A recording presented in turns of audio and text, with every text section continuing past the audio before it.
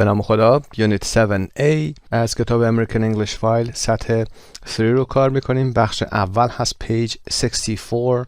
در این درس در زمینه گرامر first conditional and future time clauses plus when until etc رو کار خواهیم کرد.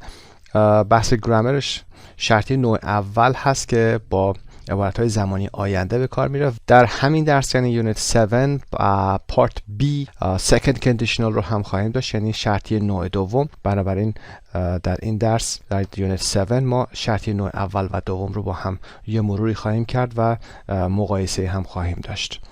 در بحث vocab education رو داریم که بحث آموزش و تحصیلات هست، انواع تحصیلات که در UK و US مقایسه میشه. در pronunciation هم the letter U هست که انواع تلفظ صدای حرف U هست که به چه صداهایی تلفظ میشه، آ، او و یو و غیره. در قسمت حبابی هم what will you do if you don't pass your exams؟ چی کار میکنی اگر امتحانات رو پاس نکنی، قبول نشی؟ what will you do if you don't pass your exams؟ حالت ساختاری first conditional هم هست، ساختار نوع اول، اما سوالیشه و پاسخ میشنویم که I'll probably retake them. احتمالاً دوباره اونها رو میرم امتحان میدم یا میگیرمشون برای امتحان دادم. عنوان درس هم extraordinary school for boys. extraordinary از دو کلمه extra و ordinary درست شده که ordinary یعنی معمولی، extraordinary به معنای فوق‌العاده هست، مدرسه فوق‌العاده برای پسران. extraordinary. Part 1 vocabulary education. A. You have 2 minutes. Answer as many of questions 1 to 8 as you can in 1 minute. How many did you get right? خب گذشته از اینکه چقدر زمان دارید شما در این قسمت، 8 تا سوال اینجا دارید که باید به این 8 سوال پاسخ بدید. ببینید که آیا میتونید پاسخ بدید. سوالات رو میخونیم با هم. 1. How many wives did King Henry VIII have? King Henry هشتم چند تا همسر داشته؟ Number 2. What is the capital of Brazil? پایتخت برزیل کجا هست؟ capital. گفتیم کپیتال پایتخت هم میشه. در گرامر حروف بزرگ هم هست. What is the capital of Brazil? What is the capital of Iran? Number 3. Who wrote The Great Gatsby? نویسندش کی بوده؟ این کتاب، این رمان The Great Gatsby کی بوده؟ Who wrote? Number 4. How many megabytes are there in a gigabyte? در یک گیگابایت چند مگابایت وجود داره؟ و یا کیلوبایت میتونید بگید how many kilobytes are there in a gigabyte? A gigabyte. Number 5. Who developed the theory of relativity? Who developed the theory of relativity? چه کسی فرضیه نسبیت رو به وجود آورد؟ نسبیت. Number 6. What is 5 times 18 divided by 4? یه سوال ریاضی هست. What is 5 times 18? پاسخ این سوال چی میشه؟ 5 ضرب در 18 تقسیم بر 4 برای کسانی که فایل صوتی رو گوش میکنن. Times ضرب هست. Multiplied by هم داریم ولی times راحت تره. 5 times 18 divided by تقسیم بر 4. Number 7. How many legs does an insect have? یه insect که حشره هست. How many legs does it have? Or how many legs does an insect have? یک insect، یک حشره چند تا پا داره؟ و the last question is what is water made of? آب از چی درست شده؟ یعنی فرمولش چی هست؟ خب میریم به سوالات پاسخ بدیم. اگر تونستید خودتون پاسخ بدید که خیلی خوب. به هر حال با هم پاسخ میدیم این سوالات رو و قسمت B رو هم به همراهش انجام میدیم. Now match the questions with these school subjects. Then listen and check. خب سابجکت هایی که داریم، موضوعات درسی در لیستی که در پایین اومده رو با هم یه مرور میکنیم. Biology زیست شناسی هست. Chemistry صدای CH در اینجا کی تلفظ میشه، که تلفظ میشه. که شیمی هست. Chemistry شیمیایی. Chemical به این شکل تلفظ. و Geography جغرافی هست. جیو به معنای زمین هست. گرافی به معنای نگارش و نوشتن و نقشه کردن هست. Geography جغرافی میشه. History تاریخ. information technology که همون IT میگیم، فناوری اطلاعات. literature ادبیات، literature ادبیات هست. literacy سواد داشتن هست. literate با سواد هست. illiterate بی سواد میشه. و math و یا mathematics به معنای ریاضی و یا ریاضیات هست. physics به معنای علم فیزیک هست، علامت جمع نیست و باش میاد این اس، مثل economics. وقت این هست که سوالات 1 تا 8 رو پاسخ بدیم و بگیم که هر کدوم از این سوالات با کدوم قسمت، با کدوم subject مچ میشه. Okay, number 1, the answer is he had 6 wives and the question is a history subject. History subject is number 1.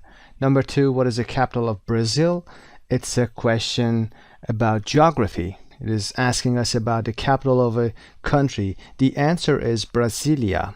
Brasilia. In their language, you have to write it with S, Brasilia.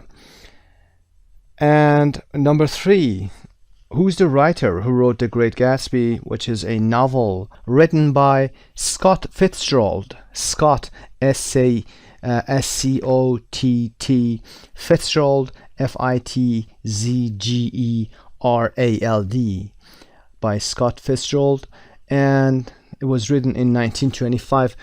It's a literature subject. Number 4, how many megabytes are there in a gigabyte? We talked about it. There are 1024 megabytes in a gigabyte. 1024. You write the number 1024. Okay, it's about IT, about information technology. Number 4 is information technology.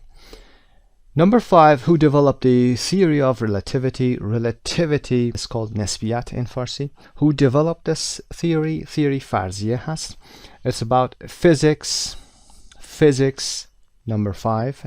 And the answer is Albert Einstein. A-L-B-E-R-T.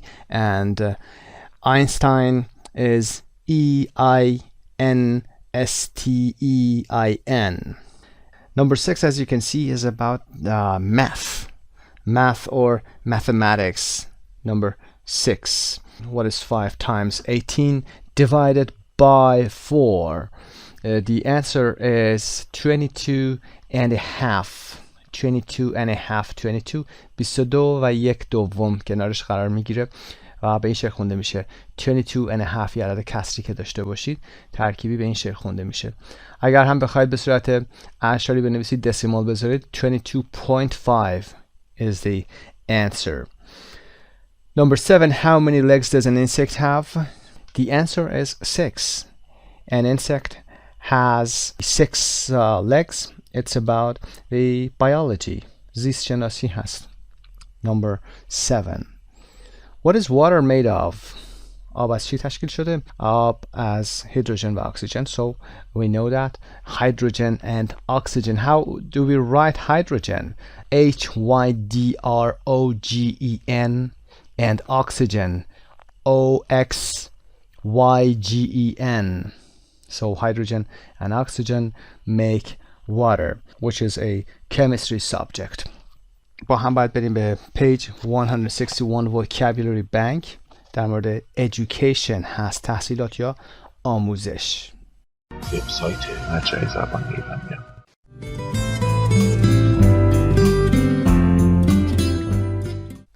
Okay, page 161, education. آموزش یا تحصیلات. Number 1, the school system in the US and the UK. سیستم آموزشی مدارس در ایالات متحده و بریتانیا. Complete the text about the US with words from the list. کلمات رو با هم میخونیم. College, elementary, grades, graduate, high, kindergarten, preschool, private, public, religious, semesters و 12. کلمه college به معنی دانشگاه یا دانشکده. elementary ابتدایی هست. grades سطوح هست، جمع سطح. graduate فارغ التحصیل. high که به معنای بالا هست، حالا منظور های سکول هست که راهنمایی یا دبیرستان میشه.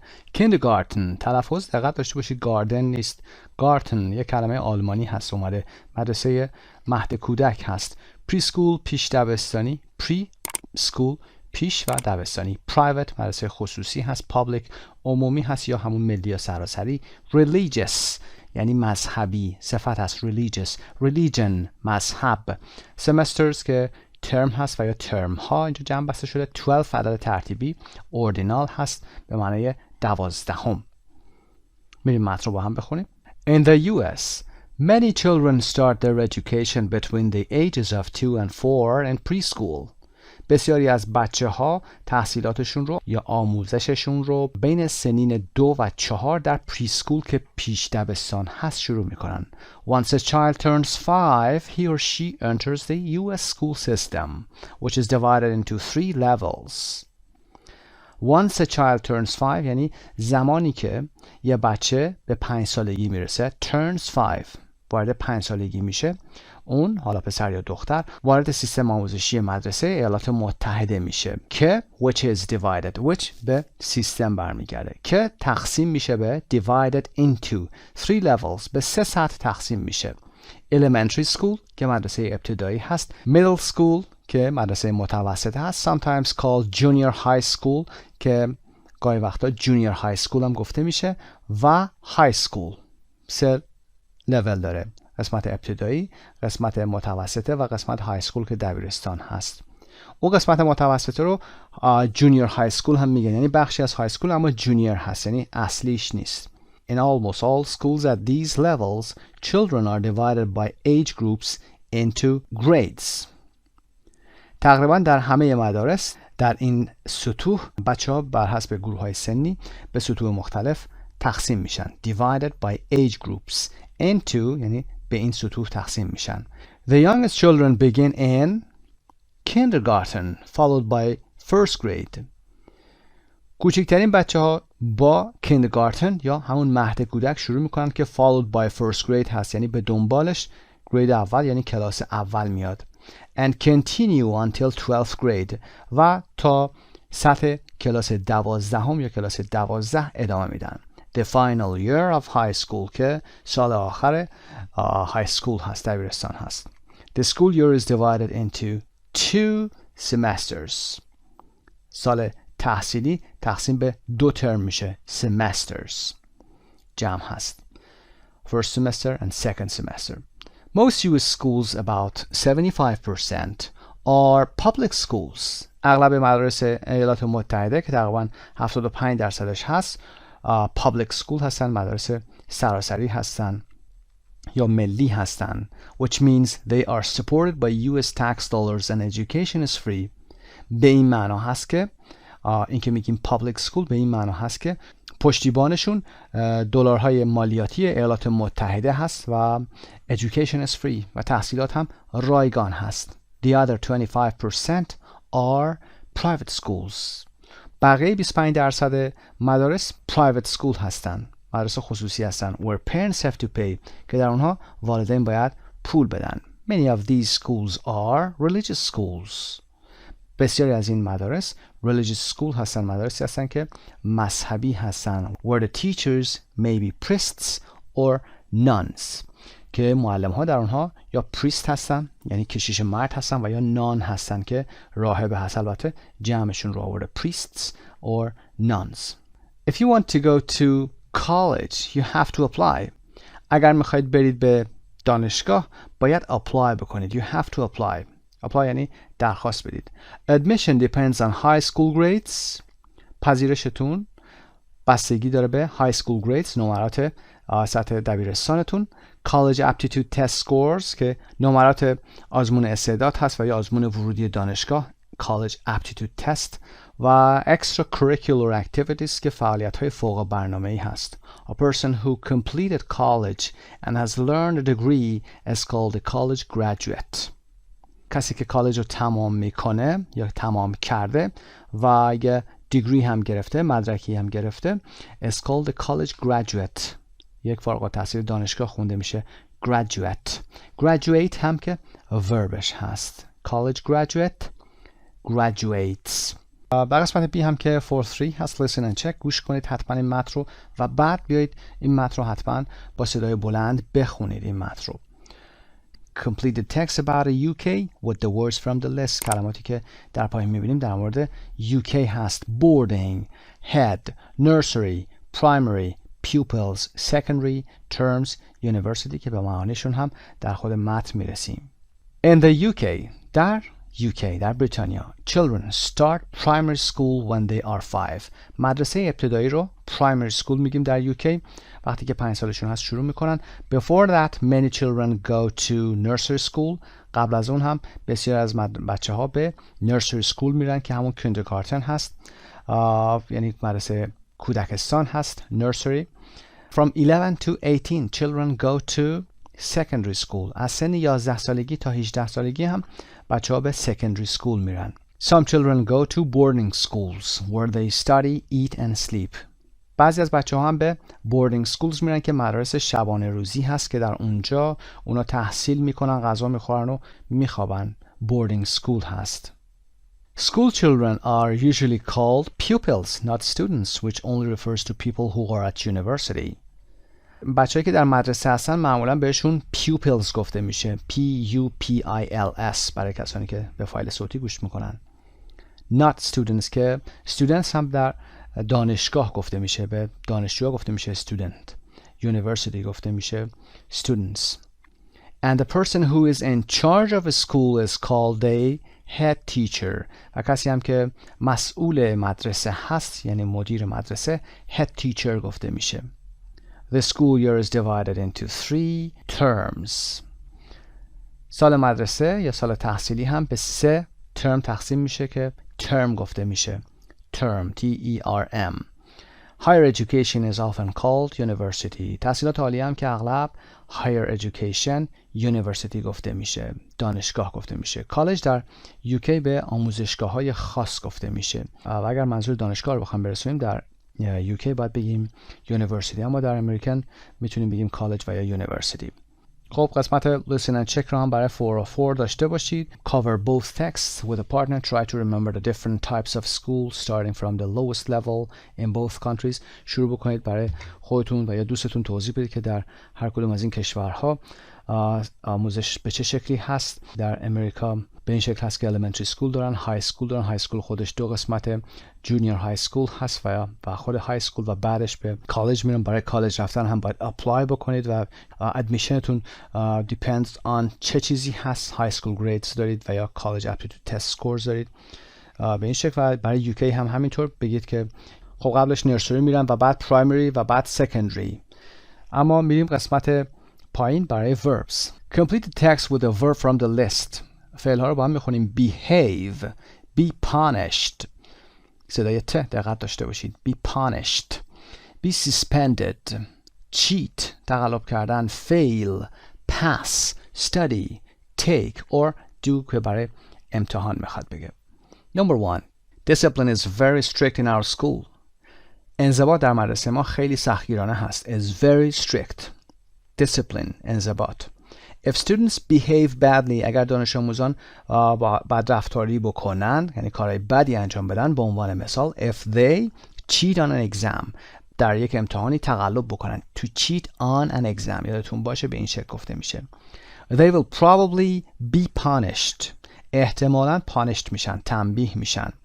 and might even be suspended. suspended یعنی موقتا اخراج بشن. برای مدرسه بچه ها میگیم که to be suspended, to suspend a student یعنی موقتا یک دانش آموز اخراج کردن. اگر برای یک کارمند بگیم یعنی انتظار خدمت زدن برای کارمند، منفصل از خدمت شدن. Number 2. Mark has to take an important English exam next week. Mark باید هفته آینده یک امتحان انگلیسی مهمی رو بده. To take an exam و یا to do an exam میگیم.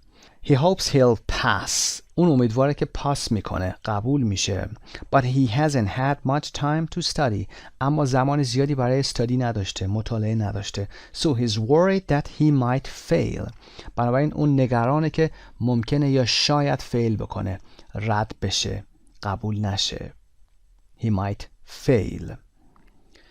4 5 هم که listen and check هست. cover text and look at the pictures. remember the text. حتما این قسمت رو با کلماتش یاد بگیرید. این قسمت ها رو سعی کنید با صدای بلند برای خودتون بگید. چه اتفاقی میفته اگر بد رفتاری کنن؟ چه اتفاقی میفته اگر به عنوان مثال خوب نخونید؟ بریم قسمت educate or bring up. تفاوت educate و bring up رو ببینید. دو تا فعل هست. educate means to teach somebody at a school. به کسی درس دادن در مدرسه. educate. Luke was educated at Cherry Creek High School and the University of Denver. Luke در دبیرستان چری کریک های سکول و دانشگاه دنور تحصیلات کرده. آموزش دیده. Bring up to take care of a child and teach him or her how to behave. Bring up یعنی پرورش دادن. مراقبت کردن از بچه و بهش اینکه بهش یاد بدی که چطور رفتار بکنه میشه پرورش. بالا آموزش بود، تحصیل بود و bring up یعنی پرورش. This is usually done by parents or a family member at home. معمولا این کار هم is done پسیو هست انجام میشه توسط والدین و یا اعضای خانواده در خونه. Lily was brought up by her mother in a small city. لیلی توسط پدر و مادرش در یک شهر کوچیک پرورش یافت یا بزرگ شد. Learn or study. تفاوت learn و study رو ببینیم. Learn means to get knowledge or skill from somebody. اگر از کسی دانش یا مهارتی رو فرا بگیرید to learn هست. I'm learning to drive right now. الان دارم یاد میگیرم که چطور رانندگی کنم. How long have you been learning Russian? چه مدت داشتی روسی یاد میگرفتی؟ Study to spend time learning about something. Study یعنی زمان بذارید برای فراگیری چیزی. خوندن، تحصیل کردن. Russell is studying economics in college. راسل در دانشگاه داره اقتصاد میخونه. Studying یعنی تحصیل میخونه. Economics هم در متن درس هست که خدمتتون مثل فیزیکس اس میگیره، جمع نیست. علم اقتصاد هست، علم فیزیک هست که اس گرفته. برمیگردیم به پیج 64 که درس اصلیمون هست.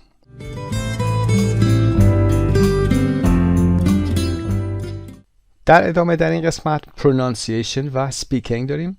The letter U.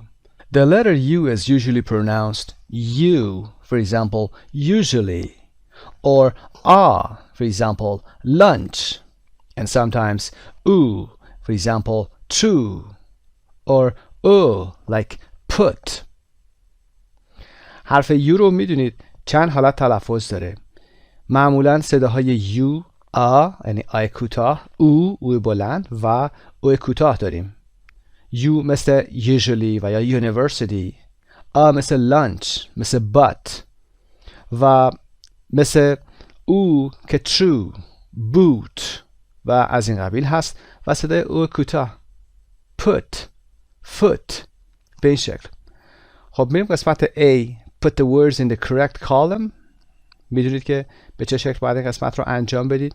صداهایی که با یو داریم، حرف یو داریم، به این شکل آورده شده. نمونهش هم گذاشته boot، او، up و صدای و bowl صدای او و you مثل university. خب توی این کالم و یا این ستون چه کلماتی قرار میگیرن؟ rude، rules، student و true. student در بریتیش student خونده میشه که از این یو استفاده میکنه، یعنی این صدا رو داره student. یا newspaper صدای یو داریم، اما در امریکن میگیم newspaper، یعنی newspaper در امریکن در اینجا قرار میگیره. برای صدای lunch آی کوتاه هست، صدای آی کوتاه هست، مثل clock نیست، مثل father نیست. lunch. none که این کلمه هست. none priest هست، پریستی که خانوم هست، کشیش خانوم یا راهبه میگیم در فارسی. study مطالعه کردن، study خوندن، تحصیل.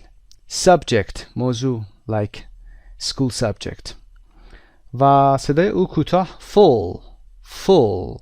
این کلمه اول هست full در برابر fool که با اوی کشیده هست مثل boot. fool double o هست به معنای احمق میشه و full به معنای پر هست. اگر سیر هم شده باشید میگید I'm full. برای سوخت ماشین که روی آمپر نشون میده و غیره هم همین شکل full. کلمه بعدیش که میتونه اینجا قرار بگیره put it here. You put the put word here. اینجا قرار میدید. U مثل future و music صدای U. uniform university صدای U داریم. در بعضی از زبان‌ها این یو ها صدای او دارند. مثلا یونیفرم رو میگن اونیفرم، یونیورسیتی میگن اونیورسیتت و یا غیره، یا موزیک به این شکل. اما ما در انگلیسی این کلمه رو با صدای یو میشناسیم. Part B 4-6 Listen and check. Practice saying the words. Why do we say a university but an umbrella? خب بعد از اینکه لسن چک انجام دادید، تکرار هم فرمودید، به این سوال پاسخ بدین که چرا میگیم a university but، اما خود but رو هم ببینید صدای آی کوتاه هست، but an umbrella، اما یک چتر میگیم an با صدای an میگیم. The answer is when you at the beginning of a word is pronounced u like university, we use a. And when you at the beginning of a word is pronounced we use an. Like an umbrella. دو تا صدای پشت هم خیلی کار سختی هست. میگیم a university به خاطر اینکه اینجا دیگه صدا نیست، یه حرف داریم، یه داریم a university. اما umbrella رو چون یه صدا هست سخته که بگیم a umbrella. a پشت هم سخت است. به مرور زمان این بینش به وجود اومده و یک فراز و فرود داره، میشه an umbrella که این صدای ا رو به آ با این حرف n وصل میکنه. an umbrella. نمونه های مختلفی وجود داره برای این کلمه. شما اگر بخواید کلمه MP که نماینده مدرس هست بخواید بگید یه نماینده، باید بگید an MP، با اینکه حرف M حرف بی صدا هست، اما صدایی که میشنوید رو باید در نظر بگیرید. فقط صدا مهم هست برای A و N، نه نوشتنشون، نه نحوه نگارشش. NMP. مثلا ماشین شاسی بلند رو شما میخواید بگید SUV، میخواید بگید SUV باید بگید ASUV و یا NSUV. کدومشون صحیح هست؟ با اینکه حرف S دارید در ابتدا میگید NSUV به خاطر اینکه صدای S رو شما S تلفظ میکنید و نه S. ستاره رو میگید S-star میارید و ستار میگید. اما کلمه SUV رو باید با S شروع کنید، یعنی صدای ا بگید، آنچه که شنیده میشه ا مثل امبرلا، و بعد براش ان بیارید و بگید an SUV. Listen and write 4 sentences. به این جمله ها باید گوش بکنید و 4 جمله رو بنویسید که مطمئنم از عهده‌اش برمیایید. هرچند پاسخ رو هم براتون خواهیم گذاشت بر روی مانیتور.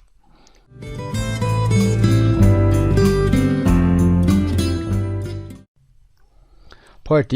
Interview your partner using the questionnaire. Ask for more information. با استفاده از questionnaire که در پایین اومده پرسش نامه، یک اینترویو با پارتنرتون انجام بدید، مصاحبه بکنید، اطلاعات بیشتری هم اگر میتونید بگیرید. به دقت داشته باشید اگر میخواید در مورد زمان حال بپرسید چه فعلی رو بیارید. فعل کمکی نیاز هست برای این جمله ها.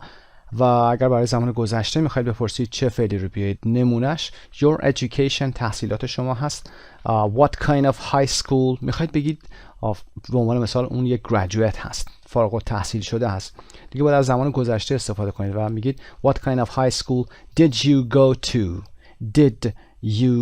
go to. اگر هنوز هم دانش آموز هست میگید what kind of high school do you go to. به چه مدرسه راهنمایی یا دبیرستانی میری. و خب باید پاسخ بده. For example, I go to private school, I go to public school, or I go to a boarding school in London. For example, یک مدرسه شبانه روزی در لندن میرم. و اگر گذشته دوباره did you like it، ازش خوشت میومد.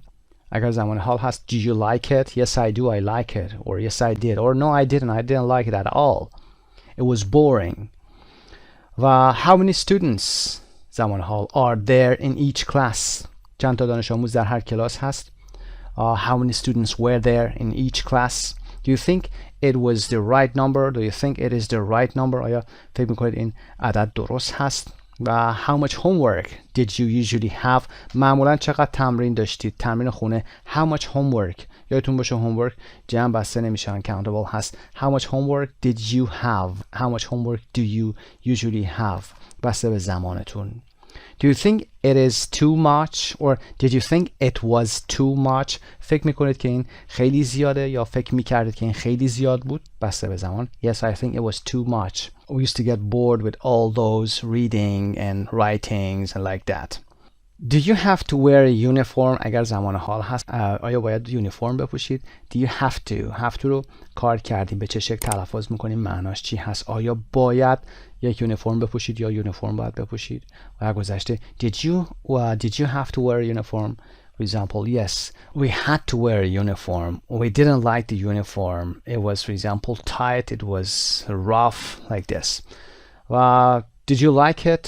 Why or why not? For example, yes, I liked it. No, I didn't like it. و answer رو هم که میگید. Were your teachers too strict or not strict enough?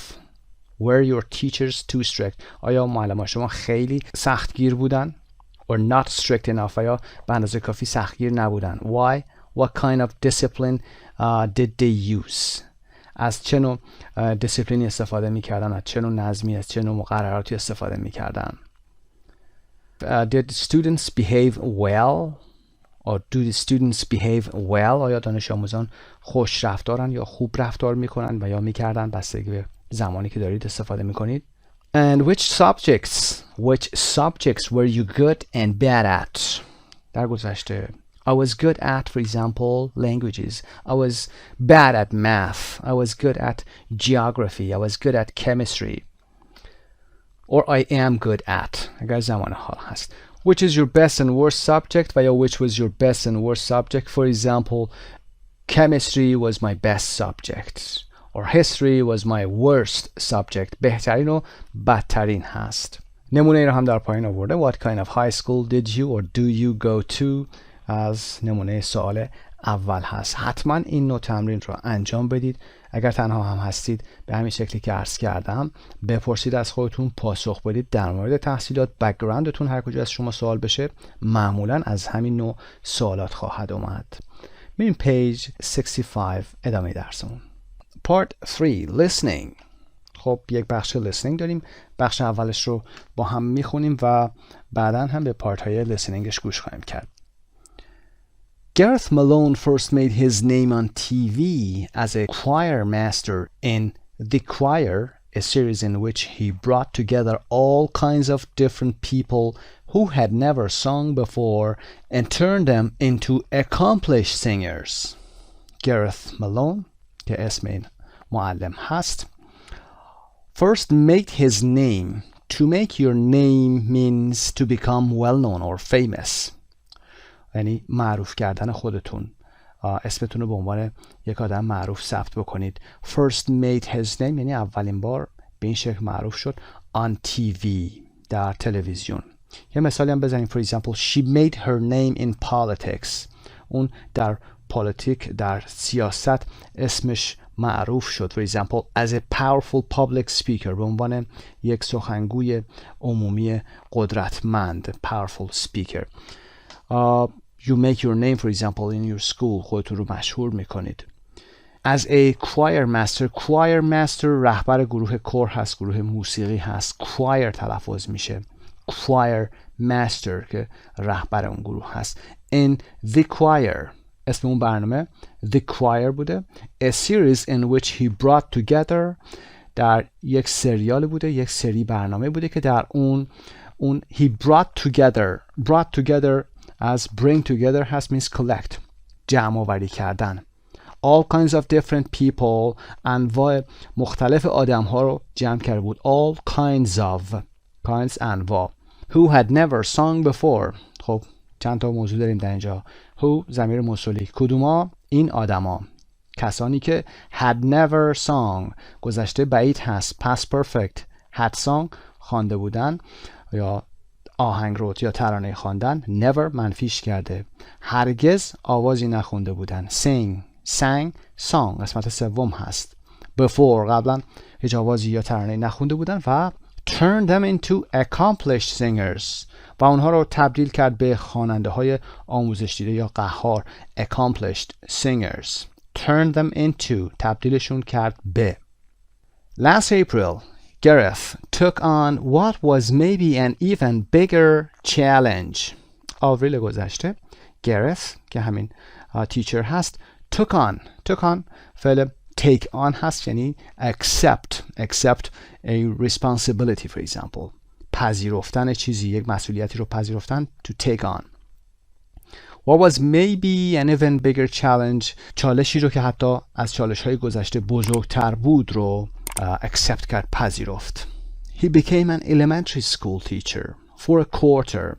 اون برای مدت یک quarter یک چهارم هست برای یک سال استفاده میشه about 11 weeks تقریبا 11 هفته میشه quarter shorter than a semester کوتاه‌تر از یک semester هست که میدونید یک ترم تحصیلی هست. خب برای مدت تقریبا 11 هفته یا یک کوارتری معلم مدرسه ابتدایی شد. His mission was to teach a group of 11-year-old boys. مأموریتش mission شنیدید تو فیلم ها میگن mission accomplished مأموریت به پایان رسید یعنی با موفقیت به پایان رسید. مأموریت اون چی بوده؟ To teach a group of 11-year-old boys. به یک گروه از پسران 11 ساله باید آموزش میداد که از چه مدرسه بودن؟ From a mixed elementary school. از یک مدرسه مختلط بوده. Mixed elementary or co-educational. یعنی boys and girls. Many of the boys weren't doing very well at school and like many other boys.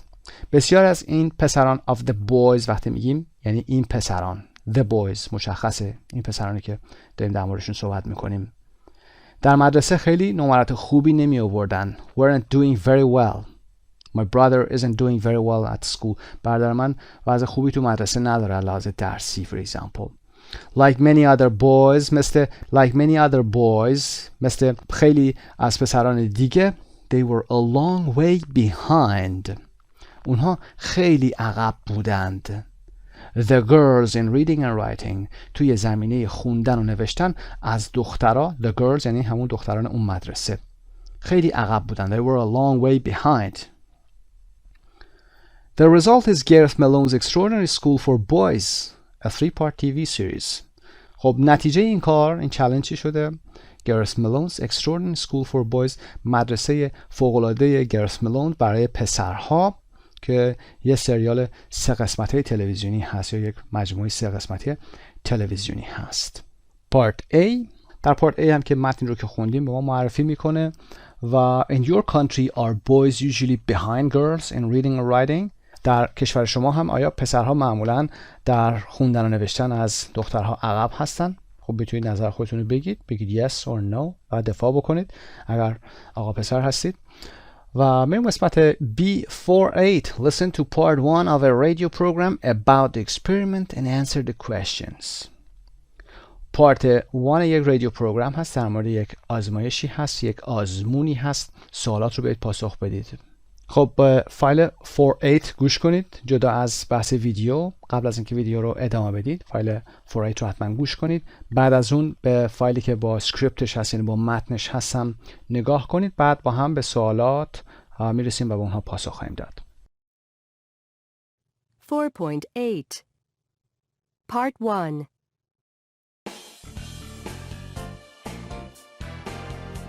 Gareth had only 8 weeks for the experiment, during which time he would be teaching 3 days a week. His aim was to try to improve the boys' reading age by 6 months.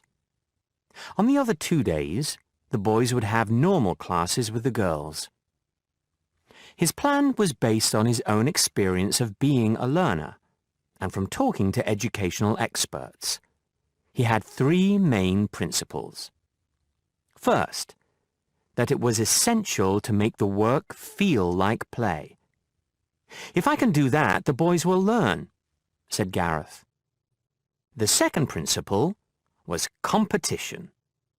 Gareth says, boys absolutely love competition. It has gone out of fashion in many schools, but I think it's really important. Boys have to learn to lose and to fail, and to come back from that.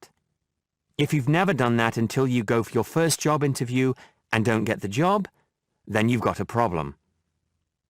The third thing Gareth thought was important was to allow boys to take risks. all kinds of risks. Not just physical risks like climbing trees, but doing things like acting in front of other people. Doing things that are a little scary, but that are very motivating if you manage to do them. Okay, answer to the questions. Number 1, how long did Gareth have to teach the boys? چه مدت گرت باید به پسرها آموزش میداد؟ He had to teach them for 8 weeks. برای 8 هفته. Number 2, what was his aim? Aim. What was his goal? هدفش چی بود؟ His aim was to improve the boys' reading age by 6 months. To improve the boys' reading age by 6 months یعنی که سن خوانش پسرها رو 6 ماه جلوتر ببره. یعنی از اینی که هستن 6 ماه به جلوتر برن. پیشرفت کنن. Number 3, what 3 things did he believe were important? اون 3 تا چیزی که اون معتقد بود مهم هستن چی بوده؟ 1, to make the work feel like play. اینکه بیای کار رو به بازی تبدیل بکنی. 2, competition. رقابت. 3, to allow the boys to take risks. To take risks یعنی اجازه بدی که پسرها ریسک کنن، مخاطره کنن. To take risk. دقت داشته باشید یه phrasal verb هست با take گفته میشه. You have to take risks. باید مخاطره کنی، باید ریسک بکنی. To take. make نمیگیم باش. حتما take risk. در قسمت C49 listen to part 2 complete the chart. فایل 49 به قسمت دوم گوش میکنید و چارت رو کامل میکنید. Gareth made some general changes. For example یه سری تغییرات عمومی رو ایجاد کرده که از قبیل 1 و 2 و to improve their language skills he organized. برای بهبود مهارت‌های زبانیش این کارا رو کرده. He organized و number 1 2 3 داره. خب به فایل صوتی با هم گوش میکنیم، اسکریپتش رو هم میبینیم، بعد این قسمت ها رو پر کنید. 4.9 Part 2 When Gareth started, he made some changes to the way the children were learning. The boys spent a lot of time outside, and they had PE, physical education, every day before regular classes began. They even made their own outdoor classroom. Gareth also tried to involve the boys' parents as much as possible in their education, and he visited them at their homes on several occasions. Gareth set up 3 major activities for the boys to help improve their language skills. The first activity was a school debating competition against the girls.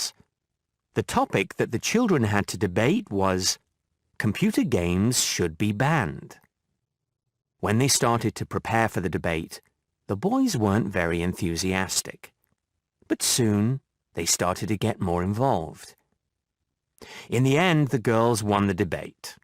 But the boys had learned to argue and make points to express themselves better. They were disappointed not to have won, but they wanted to do it again. Next, Gareth organized a Reading World Cup, where the boys had to read in teams. Some of the boys couldn't read very well, but they all got very excited about the World Cup and became much more enthusiastic readers. There was a prize for the winners, and this really motivated the boys. Finally, the boys, working with the girls, had to write their own play and perform it at the local theatre. The play they wrote was about Romans and aliens.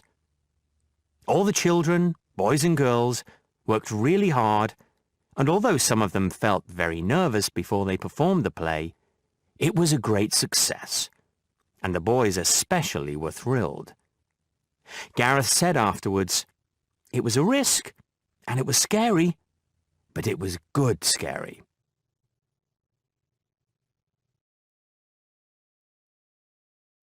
خب پاسخ‌هارم که براتون میذاریم. The boys spent a lot of time outside and did physical education every day before regular classes began. پسرها زمان زیادی رو در بیرون از کلاس میگذروندن و did physical education. physical education قبلا گفتیم که PE هم گفته میشه، حالت مخففش هست، یعنی تربیت بدنی، ورزش. هر روز قبل از اینکه کلاس های معمولشون شروع بشه ورزش میکردن.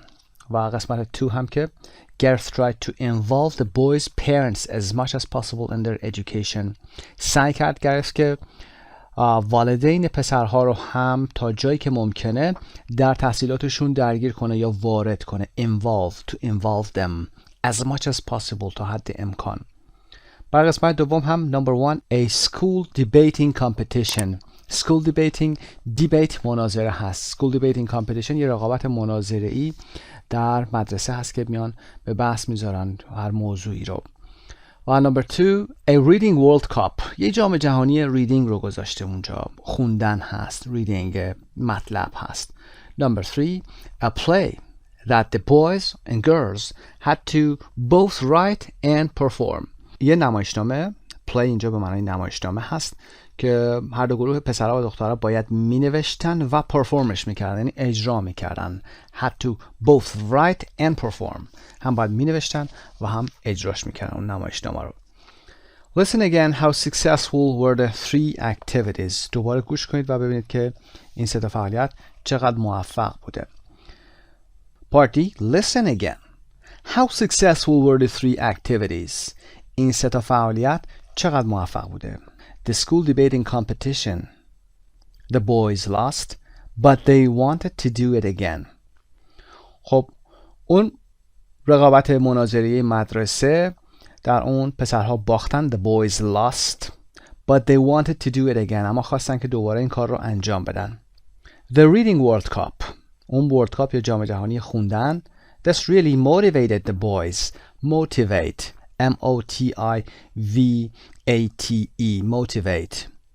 این به پسرها واقعا انگیزه داد. و the play که اون نمایشنامه هست. It was a great success. موفقیت خیلی بزرگی بود.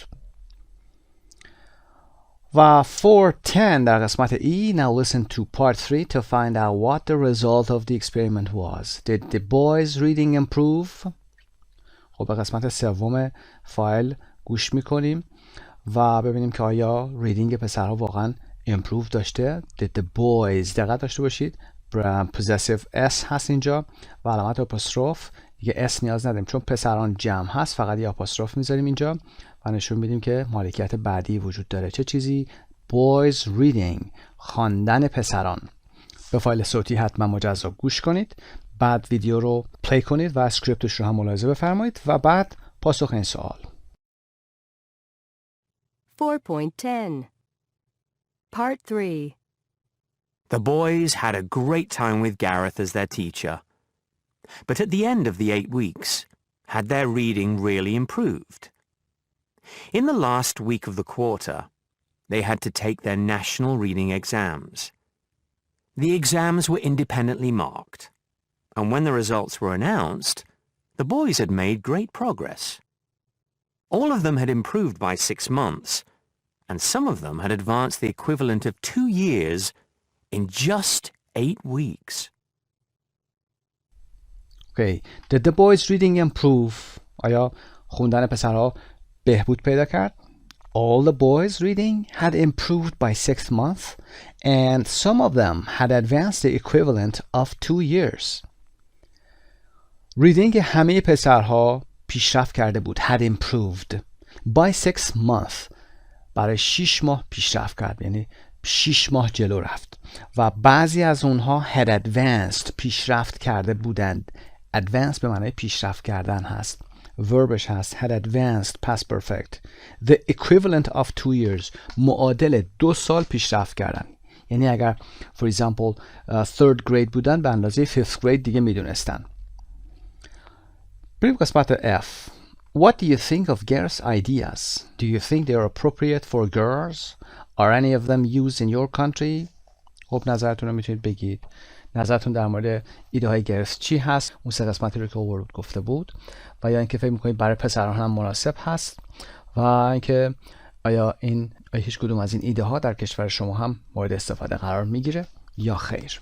بریم قسمت بعد. Part 4 Speaking. In groups of 3, each choose one different topic from the list below. Decide if you agree or disagree and write down at least 3 reasons. برای سپیکینگ این قسمت میتونید به تنهایی و یا با یک گروه کار بکنید. اما کاری که باید انجام بدید این هست: در بحث موافق بودن و یا مخالف بودن باید بتونید موضوعاتی رو توضیح بدید. مثلا boys and girls both learn better in single-sex schools. پسر و دخترها هر دوتاشون در single sex schools یا مدرسه‌ای که تک جنسیتی هست بهتر یاد میگیرن یا فرا میگیرن درس ها رو. خب 3 تا دلیل برای هر کدوم از اینا باید بیارید و با قسمت debating a topic organizing your ideas که در قسمت پایین میاد از اون قسمت باید استفاده بکنید. debating a topic میخوایم یه موضوع رو به بحث بذاریم. organizing your ideas the topic I've chosen is به این صورت شروع میکنید. موضوعی که من انتخاب کردم اینه که for example children spend too much time at school or watching television و بیایید قسمت پایین و میگید I completely agree I partly agree و I completely disagree that کاملا موافقم که، نسبتا موافقم که، تا حدودی موافقم که و یا کاملا مخالفم با این که و بیایید دلایلتون میگید. First of all اول این که یک کاما میذارید. I think that به نظر من اینطور هستش یا in my opinion شروع میکنید میگید. My second point is that نکته دوم من اینه که و another important point is that نکته مهمتر دیگه اینه که و finally در نهایت یک کاما میذارید و دلیل آخرتون رو هم میایید میگید و بعد میایید میتونید یه خلاصه هم بگید، نتیجه رو هم بیایید بگید. سوالات به این شکل هست: Schools should let children wear whatever they want at school. مدرسه ها باید بذارن بچه ها هر چی که دلشون میخواد بپوشن و این موضوع رو میایید شروع میکنید به صحبت کردن. موافق هستید یا مخالف؟ برای این 3 تا دلیل بیارید. چرا موافق هستید، چرا مخالف هستید و بعد نظرتون رو هم بیایید بگید. Cooking and housework should be taught at school. پختن و کارهای خونه باید در مدرسه آموزش داده بشه. I completely agree with that because in order to be an independent school boy or school girl you have to learn how to cook and do the housework. به عنوان مثال به این شکل و یا دلایل دیگه‌تون رو هم میاد میگید. Schools don't teach children the important things they need to know to be an adult. مدرسه ها چیزهای لازم رو برای اینکه بچه‌ها بخوان یه بزرگسال بشن بدونن رو آموزش نمیدن. Physical education should be optional. اینکه ورزش تربیت بدنی باید انتخابی باشه، optional باشه و یا اینکه arbitrary بشه. School summer vacations should be shorter. تعطیلات تابستونی مدارس باید کوتاه‌تر بشه. بگید دلایلشو. با این دلیل مخالف هستم، با این دلیل موافق هستم. Children spend too much time at school on math and IT and not enough on things like music, art and drama. بچه‌ها در مدرسه زمان زیادی بر ریاضی و آیتی میذارن، کامپیوتر و اندازه کافی بر روی موضوعات موسیقی، هنر و نمایش و غیره کار نمی‌کنن. Private schools are usually better than public schools. دلایلی که دارید برای اینکه مدارس خصوصی بهتر از مدارس عمومی یا ملی یا سراسری هستن رو بیایید بگید. Part B. Explain to the rest of your group what you think about your topic. The others in the group should listen. At the end, they can vote for whether they agree or disagree with you and say why. این کار رو حتما انجام بدید. با این ساختاری که در این قسمت یاد گرفتید موضوع رو انتخاب میکنید و میگید با این موضوع موافق هستید یا مخالف هستید. دلایلتون رو هم پشت سر هم میگید. خیلی راحت میتونید این کار رو انجام بدید. یکی از این موضوعات رو بگیرید و این کار رو انجام بدید و میبینید بقیه موضوعات رو هم میتونید انجام بدید. وقتی که نوشتید و اصلاح کردید حالا بیایید با صدای بلند out loud بیایید اینها رو بیان کنید و بگید، حالا یا برای خودتون یا برای دوستاتون. دیگران هم میتونن اصلاحتون کنن و یا نظر خودشون رو تو همین زمینه بگن.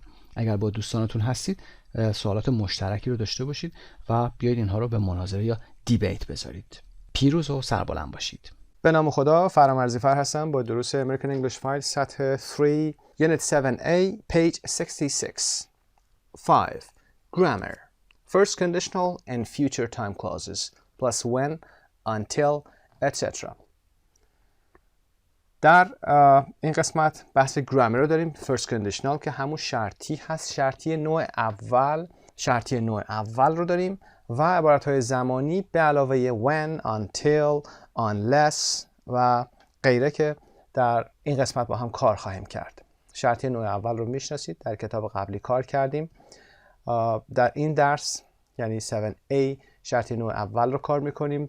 در 7B هم شرطی نوع دوم رو با هم خواهیم داشت، یعنی در یک درس هر دو نوع شرطی رو خواهیم داشت و شرطی نوع سوم که در درس بعدی هست. In pairs answer the questions. به سوالات زیر باید بتونید پاسخ بدید. When was the last time you took an exam? Took an exam, take an exam or do an exam یعنی امتحان دادن. آخرین باری که امتحان دادید کی بود؟ Did you pass or fail? Pass or fail. پاسخ میتونید بدید. It was, for example, last January or it was 2 months ago. I passed or I failed. Unfortunately, I failed. Or I passed with flying colors. Next question, what is the next exam you're going to take? The next exam, امتحان بعدیه. You're going to take ساختار آینده هست. قصد در آینده امتحان بعدی که میخواید بدید چی هست؟ You're going to take. How do you feel about it? چه احساسی دارید؟ How do you feel about it? I'm worried. I'm a little excited about it. I'm really waiting for this. Or I can't wait for the exam. How do you usually feel before you take an exam? معمولاً قبل از اینکه امتحان بدید چه احساسی دارید؟ How do you usually feel? I usually feel احساستون رو میدید. و number 4, what do you usually do the night before an exam? The night before an exam, I usually go out with my friends, or I usually stay at home, or I just relax, or I review for the last time. Number 5, have you ever failed an important exam you thought you had passed, or vice versa? خب در این سوال چند نکته وجود داره. Have you ever failed؟ ساختار present perfect. آیا تا به حال رد شدید؟ an important exam، امتحان مهمی رو you thought you had passed که فکر کردید شما اون رو پاس کرده بودید. البته این حالت تحت لفظیه. از past perfect استفاده شده یعنی شما فکر کردید که اون امتحان رو پاس کردید. پاس کردن شما قبل از فکر کردن شما هست، بنابراین از past perfect استفاده کرده. or vice versa و یا بالعکس vice versa یعنی بالعکس. For example, you passed an important exam, you thought you had failed. خب میتونید بگید پاسخ این سوالات رو. بریم قسمت B. For 11 and 12, listen to Olivia and Wusong, who are waiting for their exam scores and answer the questions. در این قسمت عکس درس‌های قبلی و فایل‌های قبلی 2 تا فایل صوتی داریم. 2 تا فایل صوتی 11 و 12 رو گوش میکنید و بعد سوالات رو پاسخ بدید. Okay, number 1, do they think they did well on the tests? اونا فکر میکنن که امتحاناتشون رو خوب دادن. They did well on the tests. First for Olivia. She's sure she has passed, but she's worried about her scores. She's sure مطمئنه که پاس کرده امتحانو، اما نگران نمراتش هست. Number 2, when and how will they get the test results? When and how will they get the test results? نتایج امتحان کی میاد؟ کی میگیرند؟ She gets her scores next week online. Next week online هفته بعد به صورت آنلاین میگیره. Number 3, how will they celebrate if they get good scores? How will they celebrate? چطور جشن خواهند گرفت؟ She doesn't want to plan any celebrations until she gets the results. هنوز پلانی نداره تا اینکه نتایج رو بگیره. Until she gets. تا زمانی که نتایج رو بگیره. What do they want to do if they get good scores? چه کاری میخواد انجام بده Olivia? She wants to study medicine at the University of California. اگر امتیاز خوب بگیرن، نمرات خوبی بیارن، Olivia wants to study medicine. میخواد مدیسن بخونه، پزشکی بخونه at the University of California. در دانشگاه کالیفرنیا. or California University میتونیم بگیم California University و یا at the University of California. For example, Tehran University or the University of Tehran. اینجا باید حرف تعریف د رو هم بیارید و یونیورسیتی رو هم بزرگ بنویسید با یو بزرگ و تهران رو هم که با تی بزرگ می نویسید. دیگه of رو با او کوچیک می نویسید. Number 5. What will they do if they fail? Or if they don't get the scores that they need? اگر اونها پاس نکنن و مردود بشن چه کاری انجام خواهند داد؟ What will they do if they fail? Or if they don't get the scores that they need. اگر امتیازاتی یا نمراتی رو که میخوان لازم دارن و نگیرن چیکار میکنن؟ Olivia will apply to some schools that don't require such high scores. اولیویا برای مدارس یا دانشگاه‌هایی اپلای میکنه، درخواست میده که نمرات چندان بالایی نیاز نداشته باشن. Apply to یادتون باشه با حرف اضافه to. Apply to a university. Apply to a school, for example. The answers for you song. Number 1. He thinks he has passed and is optimistic. فکر میکنه که پس کرده و optimistic. کتاب قبلی کار کردیم یعنی خوشبین هست. Optimistic. Question 2. When and how will he get the test results? He will get the test results in the mail in about 6 to 7 weeks. In the mail یعنی از طریق پست به طریق پستی در ظرف تقریبا 6 یا 7 هفته میگیره اون رو. Number 3. How will he celebrate if he gets good results or good scores? He will go out for dinner with his girlfriend. Number 4. What does he want to do if he gets good results or scores? He wants to work as an air traffic controller. میخواد شغل air traffic controller رو بگیره، کسی که مسئول کنترل ترافیک هوایی هست. Number 5. What will he do if he fails? اگر تست رو فیل بکنه، رد بشه، چیکار میکنه؟ He will take the test again in June. دوباره در ماه ژوئن امتحان رو خواهد داد. از نو امتحان میده. Take the test again. Note: exams.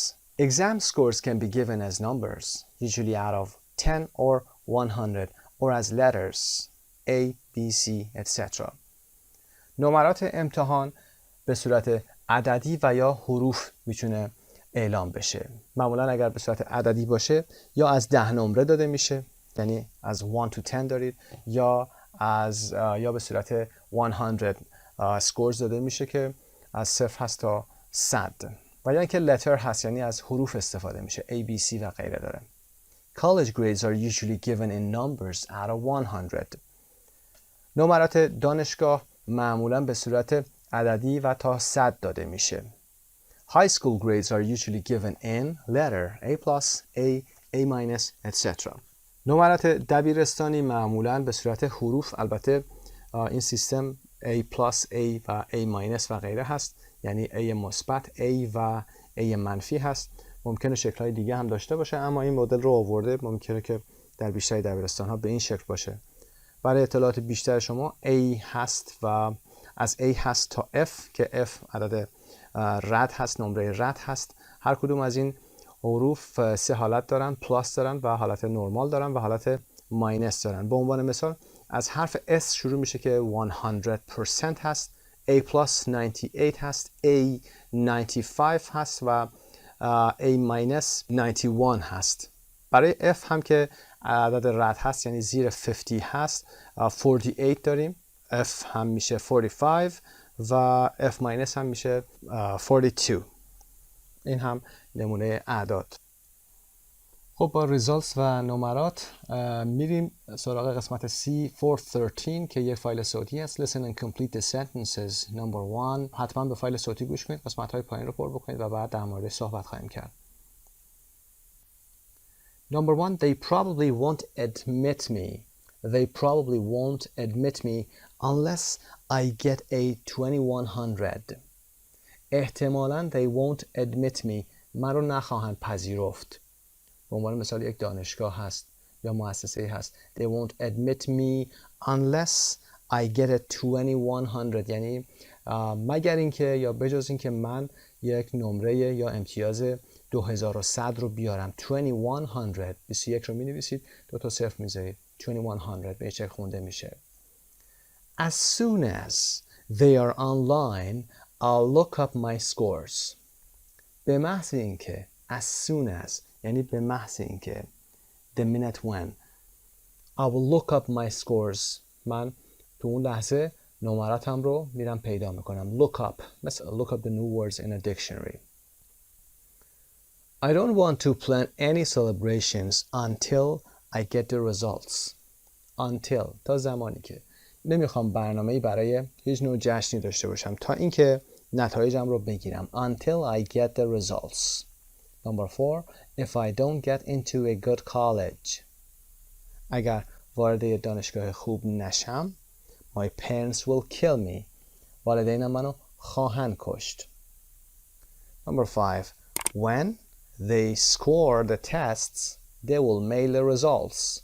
وقتی که نتایج امتحان رو نمرات امتحانات رو بدن اونها نتایج رو میل خواهند کرد یا پست خواهند کرد. خب حتما با گوش کردن تونستید قسمت‌های بالا رو هم پر بکنید. نکات گرامری وجود داره برای این قسمت که در بحث گرامر در پیج 144 توضیح خواهیم داد. در قسمت D 414 Listen to Olivia and Wu song. What scores did they get? What are they going to do? به فایل صوتی گوش کنید و بعد در مورد پاسخ با هم صحبت خواهیم کرد. Olivia got a 700 on critical reading and 620 on math. اولیویا یه نمره‌ای روی critical reading که خواندن منتقدانه هست. critical reading خواندن، critical حالت منتقدانه هست که روابط بین اجزای متن و یافتن هدف هر جمله و هدف نویسنده است و یا منطق پشت اون متن رو باید با خوندن پیدا بکنید. critical reading و 620 on math. در ریاضی هم که 620 آورده.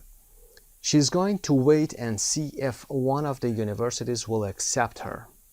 میخواد که صبر کنه تا ببینه که یکی از اون دانشگاه ها اون رو میپذیره یا نه. If not, she'll try to find other schools that will take her. اگر نه که سعی میکنه که مدارس دیگه یعنی دانشگاه دیگه رو پیدا بکنه که اون رو جذب کنن. ووسانگ got a 650. ووسانگ یه امتیاز 650 آورده. He's going to celebrate by going to his favorite restaurant with his girlfriend. میخواد که با رفتن به رستوران محبوبش به همراه دوست دخترش این امتحان رو یا نتیجه این امتحان رو جشن بگیره. He's going to celebrate. بعد از این قسمت با هم بریم به page 144 Grammar Bank. Learn more about first conditionals and future time clauses and practice them. در مورد شرطیه نوع اول و عبارت‌های زمانی آینده کار می‌کنیم و تمرینات رو انجام بدید و برمیگردیم به همین درس دوباره. وبسایت مجموعه زبان ایرانیان.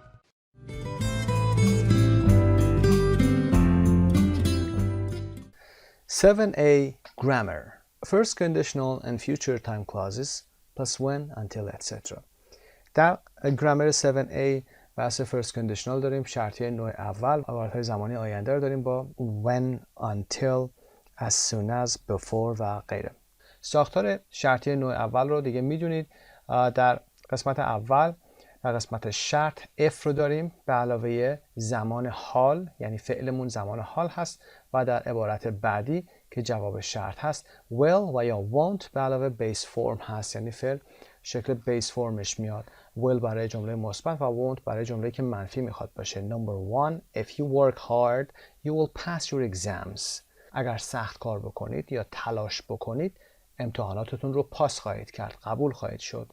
همونطور که از جمله اول متوجه شدید این نوع شرطی هست که در مورد آینده احتمالی صحبت میکنه. اگر شما الان خوب کار بکنید در آینده موفق خواهید شد. will pass قبول خواهید شد. If you don't work hard you won't pass your exams. اگر کار نکنید احتمال رو میبینیم شما قبول نخواهید شد. The boss won't be very happy if we're late for the meeting. رئیس خیلی خوشحال نخواهد شد اگر ما برای میتینگ دیر کنیم یا تأخیر داشته باشیم. عبارت شرطی رو در این جمله در قسمت دوم آوردیم.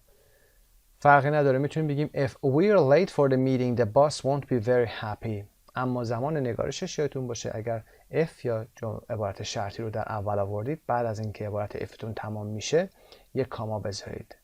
ولی اگر if رو در قسمت دوم برید نیازی نیست که کامایی داشته باشید بین دو عبارت. Number 2 come and see us next week if you have time. اگر وقت داری هفته بعد بیا ما رو ببین یا پیشمون بیا، سر بزن به ما. come and see us. اینجا ما دیگه will نیاوردیم چون ساختارش یه حالت امپراتیو هست، تقریبا میشه گفت امریه. اگه وقت داری هفته بعد بیا سر بزن بهمون، ببین ما رو. Number 3 Allison won't get into college unless she gets good grades. Unless یعنی if not. اگر اون نمره های خوبی نیاره در امتحانش Allison won't get into college. نمیتونه به دانشگاه وارد بشه، وارد نخواهد شد.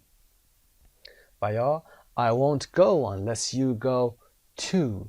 من نمیرم مگر اینکه شما هم بری. unless به این معنا هست. unless در ابتدا اگر بیاریم یه مقدار برای ما فارسی زبانا درکش سخت هست، معمولا در قسمت دوم بهتر میتونیم درکش بکنیم. میتونیم بگیم unless you go too I won't go. به این معنا هست من نخواهم رفت یا نخواهم آمد مگر اینکه شما هم بری. خب در قسمت rules we use first conditional sentences to talk about a possible future situation and its consequences. وقتی میخوایم در مورد آینده احتمالی صحبت کنیم و این آینده رو میبینیم با شرایطی که وجود داره، نتایج رو میتونیم پیش بینی بکنیم، از شرطی نوع اول استفاده میکنیم. اگر کار بکنی موفق خواهید شد. مثال همیشه داشته باشید. اگر کار بکنی، اگر درس بخونی موفق خواهی شد. If you study hard, you will pass. برای جمله اول میگه we use the present tense not the future after if in first conditional sentence. شرطی نوع اول رو که داریم از زمان حال ساده استفاده میکنیم. دیگه آینده نمیاریم. اینجا if دارید در جمله اول، دیگه در این عبارت شما دیگه آینده نخواهید داشت. باید حتما حال ساده آورده باشید چون شرطی نوع اول میخواید بگید. آینده اینجا نمیتونید بگید if you will work hard. در قانون دوم we can also use an imperative instead of the will clause. در قسمت دوم مثال نشون میده، عرضم کردم خدمتون، به جایی که عبارت will بیاریم میتونیم imperative بیاریم، یعنی حالت امری رو بیاریم. come and see us. بیا ببین ما رو. phone me if you have a cell phone for example. و 3 هم که میگه we can use unless instead of if not in conditional sentences. ساختار unless رو گفتیم که به معنی if not هست. She won't get into college unless she gets good grades. و یا if she doesn't get good grades she won't get into college. به این معنا هست. Future time clauses. عبارتهای زمانی آینده. As soon as you get your test scores call me. به محض اینکه نتایج امتحانتو گرفتی به من زنگ بزن. منظورمون در آینده هست، این رو دقت داشته باشید. به محض اینکه گرفتی یعنی کی؟ یعنی که از این لحظه به بعد، هر زمانی، امروز، فردا، هفته آینده، ماه آینده، به محض اینکه گرفتی به من زنگ بزن. اما ساختار به ما این اجازه نمیدی که ما از will استفاده بکنیم. فعل زمان حال ساده رو استفاده میکنیم. با چی؟ با عبارتهای زمانی as soon as, after, before, until و when ما این ساختار رو استفاده میکنیم. As soon as you get your test scores نمیگیم as soon as you will get. As soon as you get home به محض اینکه به خونه رسیدی، به این شکل. و call me که اینجا هم که امری هست. We will have dinner when your father gets home. یا میتونیم برش گردونیم بیاریم قسمت اول بگیم when your father gets home we will have dinner. عبارت شرط رو در اول میاریم و میگیم وقتی پدرت به خونه برسه اون موقع ما شام خواهیم خورد. When your father gets home. اینجا یه کاما هم میذاریم اگر جابجاش کرده باشیم چون شرطی رو اول آوردیم مثل بالا. و نمیگیم when your father will get home با اینکه داریم در مورد آینده صحبت میکنیم. و جمله بعدی I won't go to bed until you come home. من نمیرم به رخت خواب تا اینکه شما بیای خونه. Until you come home در آینده هست، بازم اینجا will نمیاریم چون این ساختار ما until, when, as soon as و غیره رو گفتیم به این شکل هست. داریم در مورد آینده صحبت میکنیم. I'll have a quick lunch before I leave. Before من یه نهار سریع یا سبک میخورم قبل از اینکه برم یا ترک کنم خونه رو. میتونید جابجا کنید، بیایید اول before I leave یه کاما میذارید I'll have a quick lunch. شرطی نوع اوله. before I leave قسمت اوله و I'll have a quick lunch قسمت دومش هست، جوابش هست. After I graduate from college فعل هست، میخونیمش graduate. بعد از اینکه از دانشگاه فارغ التحصیل بشم I'll probably take a year off and travel. احتمالاً یه سال رو آف میکنم و میرم سفر میکنم. After I graduate from college نمیدیم after I will graduate با اینکه در مورد آینده هست. پس این ساختارها با as soon as، با when، until، before و after یادتون باشه که از این ساختار استفاده میکنید. در اون عبارت حتما باید از حال ساده استفاده کنید. Use the present tense, not the future. After, when, as soon as, until, before, and after to talk about the future. Let's go back to the main lesson.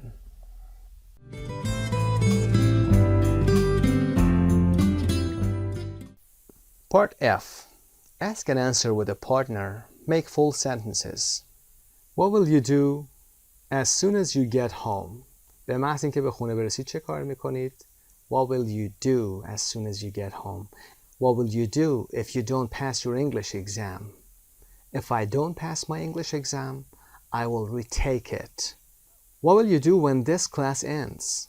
وقتی که این کلاس به پایان برسه What will you do? I will جملات خودتون رو میتونید بگید.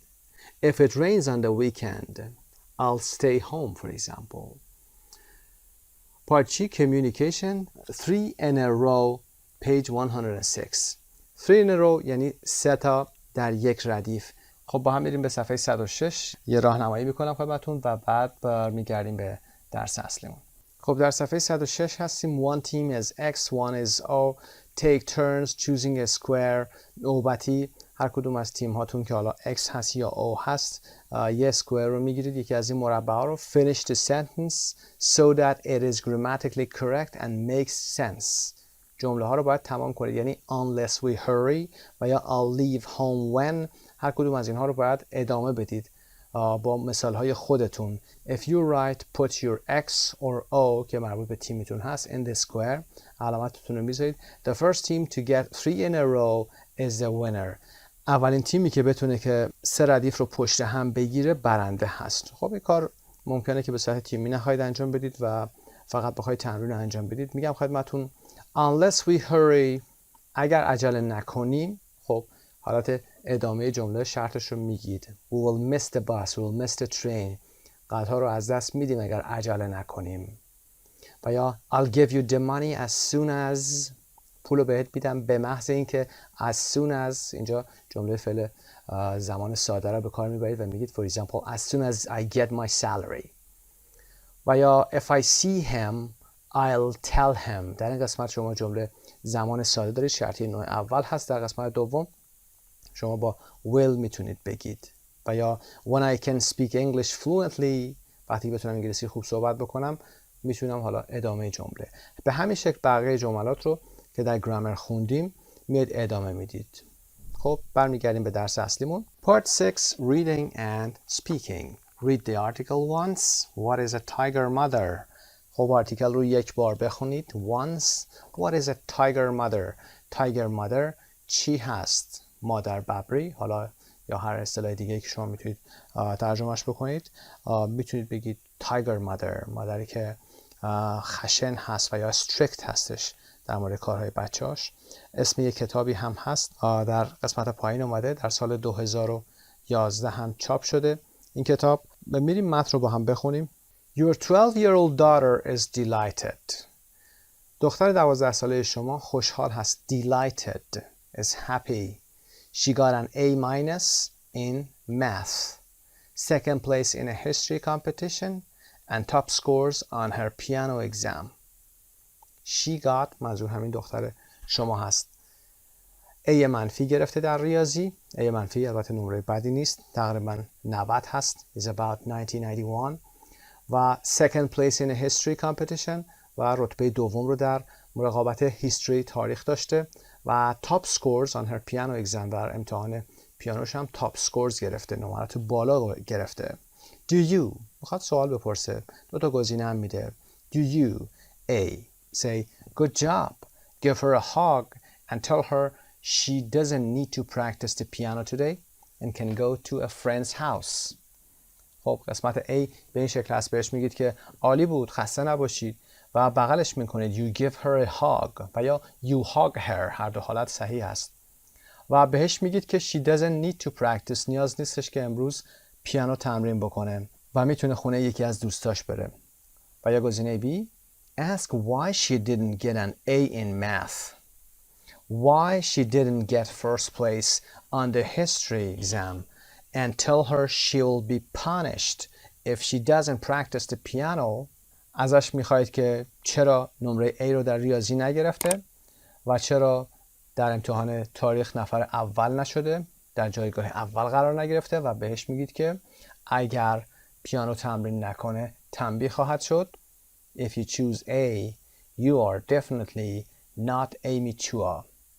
اگر شما A رو انتخاب کردید، یعنی گزینه اول رو، مطمئناً یا قطعاً definitely you are not immature. این خانم immature نیستید. بریم متن رو بخونیم. A lot of people wonder why so many Chinese children are math geniuses and musical prodigies. بسیاری از مردم در تعجبند، در حیرتند. They wonder why so many Chinese children. چرا این همه کودکان چینی math genius هستند. genius یعنی نابغه، جمعش رو آورده geniuses. نابغه های ریاضی هستند، نوابغه ریاضی هستند. و musical prodigies. prodigy جمع prodigy هست. prodigy یعنی genius، marvel، یعنی a person with exceptional intelligence، اوجوبه غیر عادی در بحث هوش و ذکاوت. نابغه های موسیقی هم هستند. Amy Chua explains why in her book Battle Hymn of the Tiger Mother که اسم کتابش هست، این به معنای نغمه و سرود هست و تایگر مادر هم که مشخصه، مادر سختگیری که صفت یا لقب تایگر رو بهش داده. البته نوشته خودش هست این کتاب. در کتابش توضیح میده It is a book that caused great controversy among parents when it was first published. کتابی هست که وقتی که اولین بار چاپ شد when it was first published caused great controversy، سبب بحث و مناقشات زیادی شد یا بحث مناقشه عجیبی رو یا زیادی رو باعث شد. controversy وقتی که چیزی بحث برانگیز بشه controversial هست، controversy رو به وجود میاره. among parents بین والدین. نمبر 2 رو با گزینه ای از صفحه بعد پر میکنین. born in the United States to Chinese immigrant parents. Chua married a man who she met at Harvard University, and when their 2 daughters were born, she was determined that they would be as successful as she was. Born in the United States، در ایالات متحده به دنیا اومده خانم چوا. To Chinese immigrant parents، از والدین مهاجر چینی. To Chinese. You are born to Iranian parents, for example. Chua married a man. Marry a man. Marry a woman. Chua با یه مردی ازدواج کرد که who she met. She met گذشته meet، ملاقات کرد یا آشنا شد at Harvard University، در دانشگاه هاروارد. and when their 2 daughters were born، و وقتی که دختراش به دنیا آمدن، 2 دخترش، she was determined. determined یعنی مصمم بود، تصمیم گرفته بود. that they would be، که اونها هم as successful as she was بشن، یعنی به همون اندازه که خود همین خانم چوا موفق بود اونها هم باید موفق بشن. as successful as، to be as successful as، successful بین ساختار as قرار گرفته. her system had strict rules. سیستمش، روشش، این روش این خانم چوا strict rules داشت، مقررات سختگیر و خشکی داشت. her 2 daughters were expected to be number 1 in every subject except gym and drama.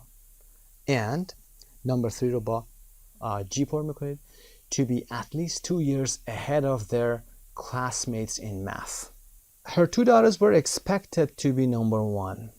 از دو دخترش انتظار داشت یا انتظاری رو به وجود آورده بود که were expected to be number one in every subject. در هر موضوعی در CE subject هایی که گفتیم در درس ها مثل biology, chemistry و غیره که number one بشن، رتبه اول باشن except با EXCEPT. کسانی که فایل صوتی رو گوش میکنن EXCEPT یعنی بجز جیم and drama، بجز باشگاه که ورزش هست و دراما که نمایش هست. And to be at least 2 years ahead و اینکه حداقل 2 سال جلوتر باشن of their classmates in math، از همکلاسی‌های ریاضیشون 2 سال جلوتر باشن. To be at least 2 years ahead of somebody. Playing with friends and TV was forbidden. بازی با دوستان و تلویزیون ممنوع بود. Was forbidden or prohibited. Prohibited میتونید برای مترادفش یا سینونیمش استفاده کنید. Prohibited was prohibited. ساختار مجهول هم هست. ممنوع بود. ممنوع شده بود. Music was required. موسیقی اجباری بود. الزامی بود. Music was required. Music is required. موسیقی اجباری هست. The system seemed at first to be working. اوایل به نظر می رسید که این سیستم کارا باشه، کارآمد باشه. Seemed at first to be working. From a very early age, her daughters Sophia and Lulu were outstanding students and musical prodigies. سوفیا و لولو که دخترهای چوا هستن از سنین خیلی پایین، خردسالی، were outstanding students. Outstanding یعنی excellent، ممتاز، عالی.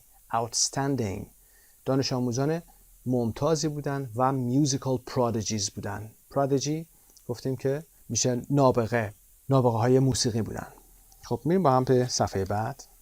At 13, Sophia played a piano solo at Carnegie Hall in New York City, and at 12, Lulu, a violinist, was the leader of a prestigious orchestra for young people. سوفیا در سن 13 سالگی پیانو سولو رو یعنی خودش به تنهایی اجرا کرد در کارنگی هال در نیویورک سیتی که میدونید کارنگی هال هم یک سالن بزرگ موسیقی هست در نیویورک. و لولو که وایلنیست بود، نوازنده ویولن بود، در 12 سالگی was the leader of a prestigious orchestra. رهبر یک ارکستر prestigious. Prestigious means respected. Means famous with a good reputation. مشهور، معروف. استرسش هم قسمت تی هست. Prestigious. رهبر یک گروه معروفی برای خردسالان بود، برای نوجوانان بود. For young people. Chua chose math and music for her daughters, but it seems that they could have excelled in anything. چوا ریاضی و موسیقی رو برای دختراش انتخاب کرده بود، اما به نظر میرسه که اونها توی هر چیزی میتونستن موفق بشن. excel فعل هست، سرآمد شدن. to do very well. گزینه 4 رو با H پر میکنید. There is no musical talent in my family, she says. It's just hard work. در خانواده من هیچ استعداد موسیقی وجود نداره. این رو چوا میگه. She says. It is just hard work. فقط کار سخت و تلاش فراوان هست که به نتیجه میرسونه. Eventually, Chua realized that she was pushing her daughters too hard.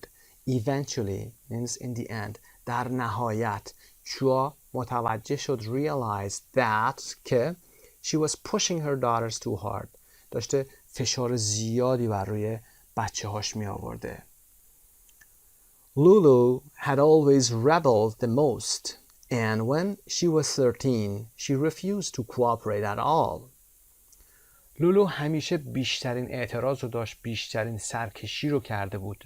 Had always rebelled. Had rebelled past perfect هست و قید رو بین دو قسمت فعلی آوردیم، بین had و rebelled.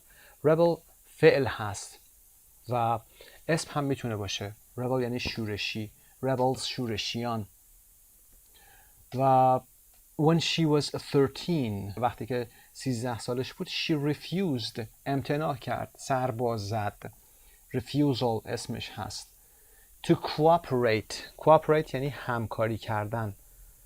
operate انجام دادن کاری هست، cooperate همکاری کردن هست. at all که به صورت کلی دیگه نیامد همکاری کنه، برنامه ها رو رعایت نمی کرد. after a series of violent arguments Chua decided to give her daughters a little more freedom and Lulu immediately gave up violin lessons and took up tennis. بعد از یه سری مشاجرات شدید a series یه سری of violent arguments violent شدید هست، arguments هم که بحث هست. چوا تصمیم گرفت که به دختراش یه مقدار آزادی بیشتری بده و لولو بلافاصله gave up یعنی گذاشت کنار violin lessons رو، درس‌های ویولن رو، و took up tennis. took up یعنی سرگرمی جدید و یا کار جدیدی رو شروع کردن. took up tennis تنیس رو شروع کرد. number 5 رو با قسمت B پر میکنید. later Sophia was even allowed to go to a pop concert. بعداً سوفیا حتی این اجازه رو پیدا کرد که به کنسرت پاپ هم بره. Many people have been shocked by the book. خیلی از مردم با خوندن این کتاب shocked شدن، دچار شوک شدن، یکه خوردن. قسمت 6 رو با دی پر میکنیم. Chua spent much of her daughter's childhood shouting at them and criticizing every mistake they made. چوا اکثر دوران کودکی دخترانش رو به فریاد کشیدن بر سر اونها، انتقاد بر روی تک تک ایراداتی که داشتن یا اشکالاتی که داشتن گذروند. She once sent her daughter Lulu, age 3, into the yard without her coat when it was 21 degrees Fahrenheit because she had behaved badly at her first piano lesson. یک بارم که دخترش لولو رو که 3 سالش بود بدون اینکه کتی بهش بده یا جاکتی بهش بده به حیاط فرستاد که دمای 21 درجه فارنهایت بود. 21 درجه فارنهایت دمای تقریبا سردی هست. 32 درجه فارنهایت 0 درجه هست. به خاطر اینکه در اولین درس پیانوش رفتار بدی داشت. However, the girls do not seem to resent their mother. اگرچه دخترها به نظر نمیرسه که to resent their mother. resent یعنی displeased باشن، دلخورده باشن یا آزرده باشن. به نظر نمیرسه که از مادرشون آزرده و دلخورده باشن. resent. Sophia said that she herself chose to accept the system, and after the book was published, she wrote an article defending her mother. سوفیا گفت که اون خودش she herself اون خودش انتخاب کرد chose گذاشته choose to accept the system که این سیستم رو بپذیره و بعد از اینکه کتاب چاپ شد was published چاپ شد مقاله نوشت در دفاع از مادرش defending her mother defending دفاع کردن defense اسمش هست دفاع. Lulu says that although she no longer wants to be a violinist she still loves playing the violin. لولو میگه که اگرچه اون دیگه نمیخواد یه ویولونیست بشه یا نوازنده ویولون بشه هنوزم عاشق نواختن ویولون هست، عاشق زدن ویولون هست. Number 7 رو با قسمت F پر میکنید. In fact she is glad her mother made her learn. در حقیقت اون خوشحاله که she's glad که مادرش مجبورش کرد ویولون رو یاد بگیره. Sophia is now studying law at Harvard and Lulu is doing well in high school and winning tennis trophies.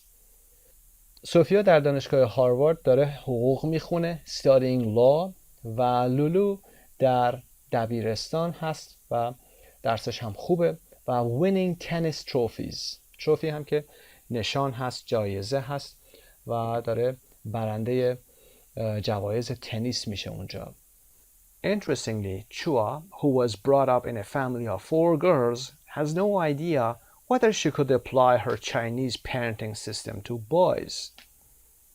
Interestingly, جالب اینه که چوا که در یک خانواده متشکل از 4 دختر بزرگ شد. brought up was brought up یعنی پرورش یافت، بزرگش کردن. has no idea whether she could apply her Chinese parenting system to boys. نمیدونه که آیا میتونه سیستم فرزندپروری چینی خودش رو برای پسران هم قرار بده یا نه. نمبر 8 رو با قسمت A پر میکنید. They are a mystery to me, she says. پسران برای من راز هستند. Adapted from the Times. Part C. In pairs, look at the highlighted words and phrases and figure out their meaning from the context. کلماتی که هایلایت شده بودن رو در متن با هم خوندیم. Prodigies جمع prodigy هست که گفتیم مارول هستن یا مثل همون کلمه جینیس هستن. نابغه، controversy بحث و مناقشه هست. Determined to be determined یعنی مصمم بودن. To be forbidden یعنی ممنوع بودن. Outstanding means excellent عالی. و excelled به عنوان فعل هست، گذشته هست، یعنی سرآمد شدن، سرآمد بود. و rebel یا rebelled که هم فعل هست و هم اسم که یعنی شورش کردن، عصیان کردن هست. resist میتونه باشه، مقاومت کردن میتونه باشه، سینونیمش revolt میتونه باشه. و took up که گذشته take up هست یعنی شروع کردن یک سرگرمی جدید، کار جدید. و resent هم که یعنی displeased بودن، دلخورد بودن و آزرده خاطر شدن از کسی. کلمات هایلایت شده بودن. در قسمت D, read these responses that were posted after the article was published. Do you agree with any of them? خب این ریسپانس ها که بعد از چاپ این کتاب اومده یه جور ریویو هم هست. با هم ببینید و ببینید که آیا شما باش موافق هستید یا نه. با هم میخونیم. Wow, what a different way of looking at how to learn. Amy Chua certainly shows that strict discipline works, but personally I think that being positive and encouraging children is better than being so strict. ولی با نظر چوا موافق هست در اول و احساساتش رو بروز میده و میگه که چه روش جالبی برای آموزش. و امی چوا قطعا نشون داده که strict discipline کار میکنه، کارآمد هست. اما personally I think که قبلا کار کردیم، personally I think من شخصا فکر میکنم که being positive مثبت بودن و encouraging children و تشویق کردن بچه ها is better than being so strict بهتر از اینقدر سختگیر بودن هست. Next review says, I disagree with the idea that children on their own never want to work.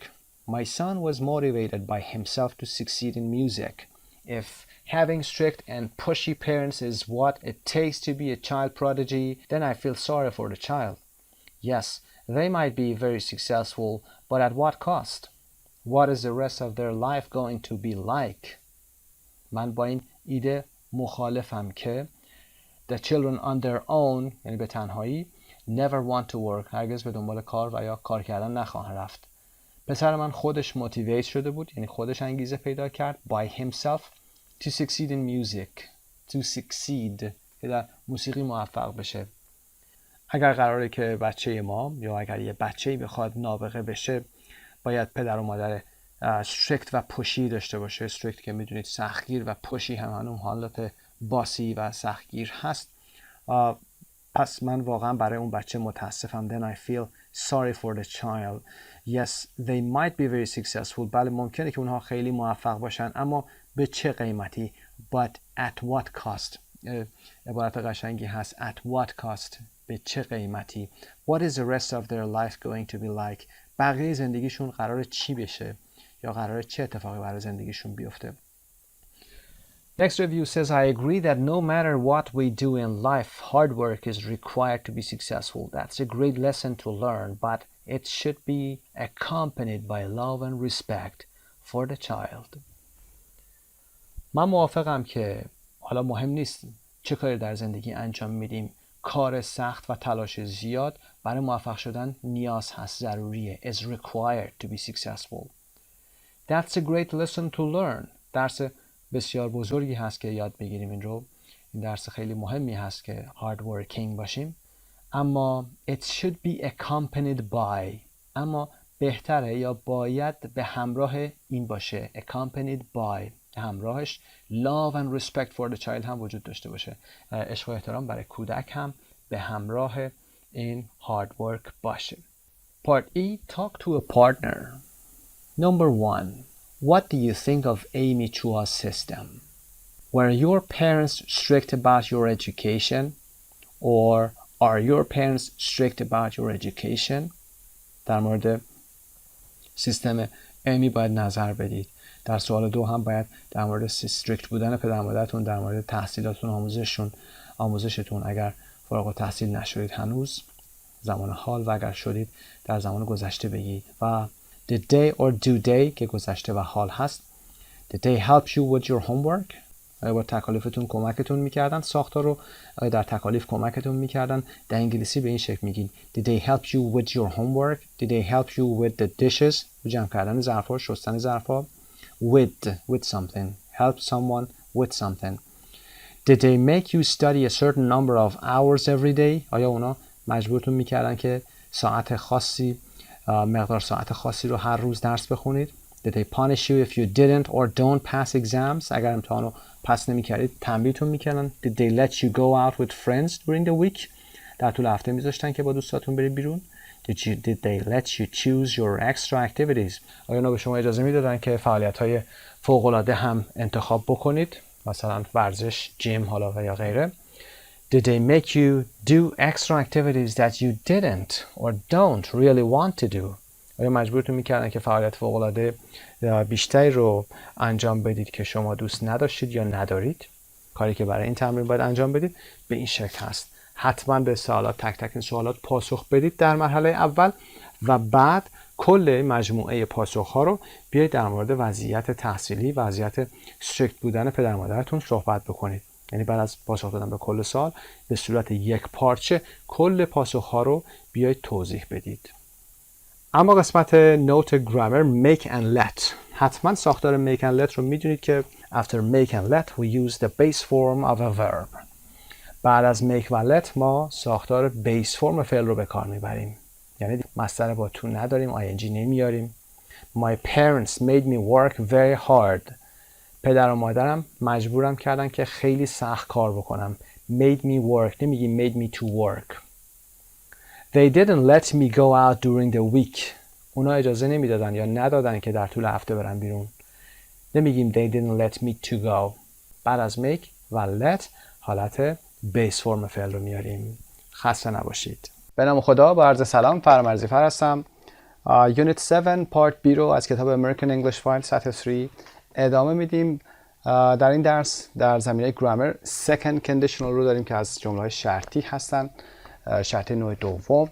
نوع اول رو در درس گذشته کار کردیم.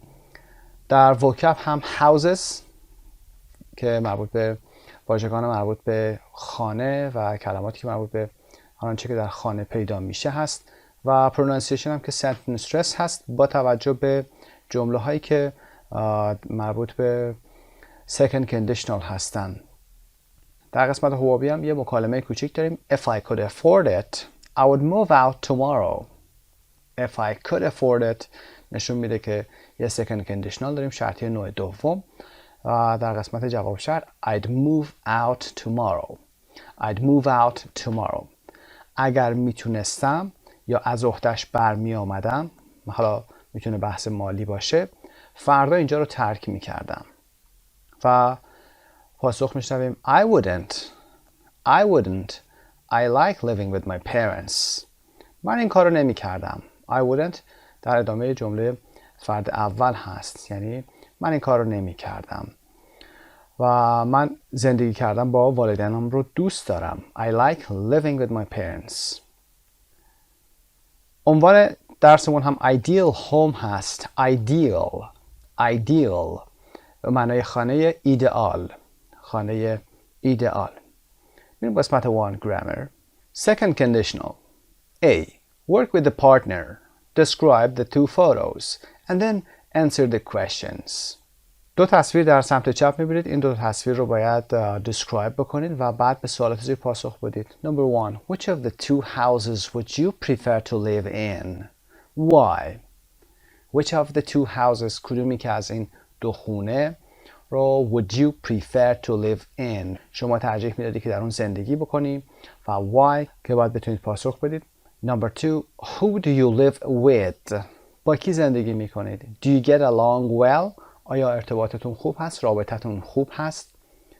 و do you argue about anything؟ What؟ آیا در مورد چیزی بحث هم میکنید؟ Argue A-R-G-U-E بحث کردن و argument هم که اسمش هست. در مورد چی بحث میکنید؟ For example, we argue about who's going to do the dishes, who's going to cook, who's going to take the trash out, for example. و what هم که همین موضوع ما هست. Read the article. How many of the people would like to leave home? در قسمت B باید آرتیکل رو بخونیم. یه مقدارش در این صفحه اومده و مقدار دیگرش در صفحه بعد اومده. باید این قسمتی که در کادر آبی قرار گرفته رو بخونیم و بعد برگردیم بیایم به سوالات هم پاسخ بدیم. Still living at home؟ هنوز در خونه زندگی میکنید؟ More and more young people in their 20s all over the world are living with their parents because it is too expensive for them to rent or buy a place of their own. Are you living at home? Are you happy with it? Post a comment at #still living at home. خب آرتیکل رو با این سوال شروع میکنه آیا هنوز در خونه زندگی میکنید، یعنی خونه پدر مادرتون، و میگه more and more young people in their 20s all over the world are living with their parents. در مورد مشکلات امروز صحبت میکنه و میگه که تعداد خیلی زیادی، یعنی هر روز داره این تعداد بیشتر میشه، تعداد جوانای زیادی هستن که در دوره 20 سالگیشون هستن in their 20s 20, 21 تا 29 در سراسر جهان که با والدینشون زندگی میکنن because it is too expensive. because رو میاره و دلیلش رو میگه و میگه خیلی گرون هست براشون که for them to rent or buy a place of their own که مکانی رو برای خودشون رنت بکنن، یعنی اجاره بکنن و یا اینکه بخرن. آیا شما هم در خونه زندگی میکنید، یعنی خونه والدینتون؟ آیا از این وضعیت راضی هستید؟ Are you happy with it? it یعنی از اینکه در خونه زندگی میکنید. Post a comment at. این at یعنی در این آدرس کامنتتون رو بذارید. Comments. Vivienne at Montreal, Canada. If I had the money, I would move out immediately. ویوین میگه اگر من پولو داشتم، پول مورد نیاز رو، the money منظور این هست. I would move out immediately. من بلافاصله اونجا رو ترک میکردم. move out یعنی از خونه پدر مادر رفتن بیرون یا از اون محیطی که هستی بری بیرون. All I want is somewhere that's my own, where I can do what I want, where I can have my own furniture and pictures, where no one can tell me what to do. همه آنچه که میخوام all I want همه آنچه که میخوام is somewhere that's my own جایی هستش که مال خودم باشه. is somewhere that's my own where I can do what I want جایی که من هر کاری که میخوام بتونم انجام بدم. where I can have my own furniture and pictures جایی که بتونم مبلمان و اساسیه خودم و عکس‌های خودم رو بذارم. where no one can tell me what to do جایی که هیچ کس نتونه به من بگه چه کاری رو انجام بدم. If it were my place, I'd be happy to do cleaning and things like that. دوباره حالت شرطی رو میاره و میگه اگر این جای من بود، یعنی اون مکان رو داشتم، I'd be happy to do the cleaning and things like that. عبارت اول، عبارت شرطی، گذشته میاره if it were my place. میتونیم بگیم if it was و یا if it were. هر دو صحیح هست ولی گرامر میگه که باید فعلا حالت were رو استفاده بکنید. دارن به این سمت میرن که were رو بردارن و was بشه، اما خب در حال حاضر هنوز هم were کاربردی هست. گذشته ساده میاره در عبارت شرطی و در این قسمت هم با would جمله شرطی رو تمام میکنه. I would be happy منم خوشحال میشدم اگه این جای من بود، اگر این مکان رو من داشتم خوشحال میشدم که شستشو و کارهای مثل اون رو انجام بدم. I would take care of it ادامه میده دوباره بدون اینکه جمله if داشته باشه جمله بعدی رو میگه و میگه I would take care of it. ازش مراقبت میکردم. But right now it's just a dream because I can't find a job. اما در حال حاضر این فقط یه رویا هست به خاطر اینکه من نمیتونم شغلی پیدا بکنم. I can't find a job.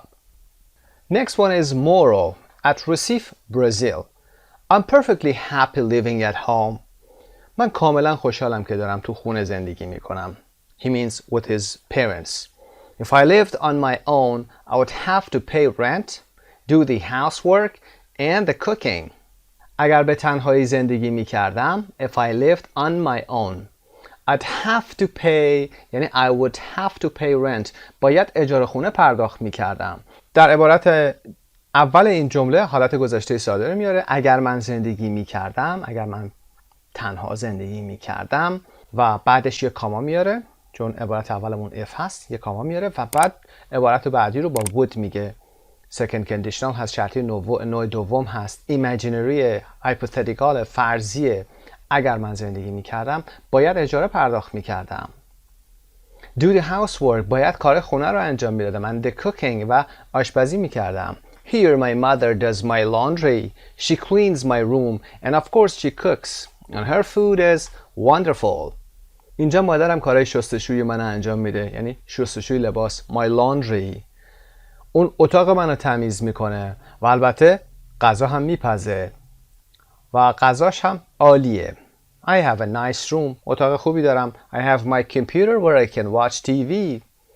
کامپیوترم رو دارم که باش میتونم تلویزیونم تماشا بکنم. Why would I want to leave?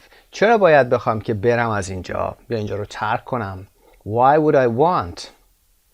Even if I could afford it, I wouldn't move out. Not until I get married. حتی اگر even if حتی اگر I could afford it اگر از عهده این کارم برمی آمدم میتونستم I could pay the rent اگر میتونستم رنت رو پرداخت بکنم I wouldn't move out از اینجا بیرون نمیرفتم Not until I get married تا اینکه ازدواج کنم Not until I get married یعنی تا اینکه ازدواج کنم یعنی و یا اینکه نمیرم تا اینکه ازدواج کنم Okay, let's go to Andrea. Andrea at Melbourne, Australia. It isn't that my parents aren't good to me, they are. اینطور نیست که والدین من با هم خوب نباشن. اونا خوبن. If they weren't, I wouldn't live with them. اگر اونا نبودن، یعنی اگر اونها با من خوب نبودن, if they weren't good to me, اگر با من خوب نبودند, I wouldn't live with them. دوباره شرطی نوع دوم داریم میبینیم. با اونا زندگی نمی کردم. But I just don't feel independent. اما فقط اینه که احساس استقلال نمی کنم. To feel independent. Dependent یعنی وابسته. Independent مستقل. غیر وابسته.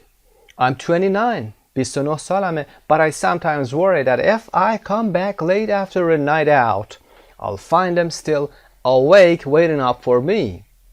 29 سالمه اما بعضی وقتا نگران هستم که اگر if I come back late after a night out اگر یه شبی دیر وقت از مهمونی بخوام برگردم یا از بیرون بخوام برگردم I'll find them still awake وقتی میام خونه میبینم که هنوز بیدار هستن و منتظر من هستن اینجا شرطی نوع اول رو آورده if I come back زمان present هست و I'll find them با آینده در عبارت بعدی It's never happened but it still makes me want to move out این قضیه که هنوز اتفاق نیفتاده یعنی اینکه بیام و ببینم که بیدار هستن It's never happened این it's یعنی it has never happened ساختار present perfect هست It is نیست اینجا It has never happened never هم که میدونید عدد فرکانسی هست بین فعل کمکی و فعل اصلی قرار گرفته هرگز این اتفاق نیفتاده اما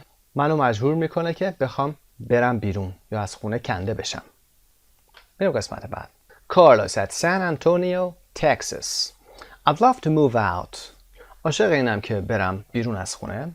But I think I'd get along with them even better if I didn't live at home. من با والدینم ارتباطم خوبه. رابطه خوبی دارم. Get along well. اما فکر میکنم که اگه تو خونه هم زندگی نمی کردم ارتباطم باشون حتی بهتر میشد. ساختار اینجا دوباره second conditional هست اما یه خورده جابجا شده. دقت داشته باشید I would get along with them even better. قسمت I would هست، جواب شرط هست که آورده قسمت اول و if رو دوم آورده. اینجا دیگه کاما ندارید. If I didn't live at home، اگر در خونه زندگی نمی کردم ارتباطم با اونا حتی بهتر هم میشد. My mother drives me crazy. مادرم دیوونم میکنه، اذیتش میکنه. My mother drives me crazy. To drive somebody crazy. It isn't her fault, but she does. تقصیر اونم نیست اما این کارو میکنه به هر حال. It isn't her fault, but she does. یعنی she drives me crazy. And I'd really like to have a dog. و من واقعا دوست داشتم که یه سگ داشته باشم. I would really like to have a dog. دوست داشتم که یه سگ داشته باشم. But my mother is allergic to them. اما مادرم به اونها حساسیت داره. To be allergic to something or somebody. به چیزی حساسیت داشتن یا به کسی حساسیت داشتن. خب این قسمت تموم شده. برمیگردیم به page 68 to do the exercises.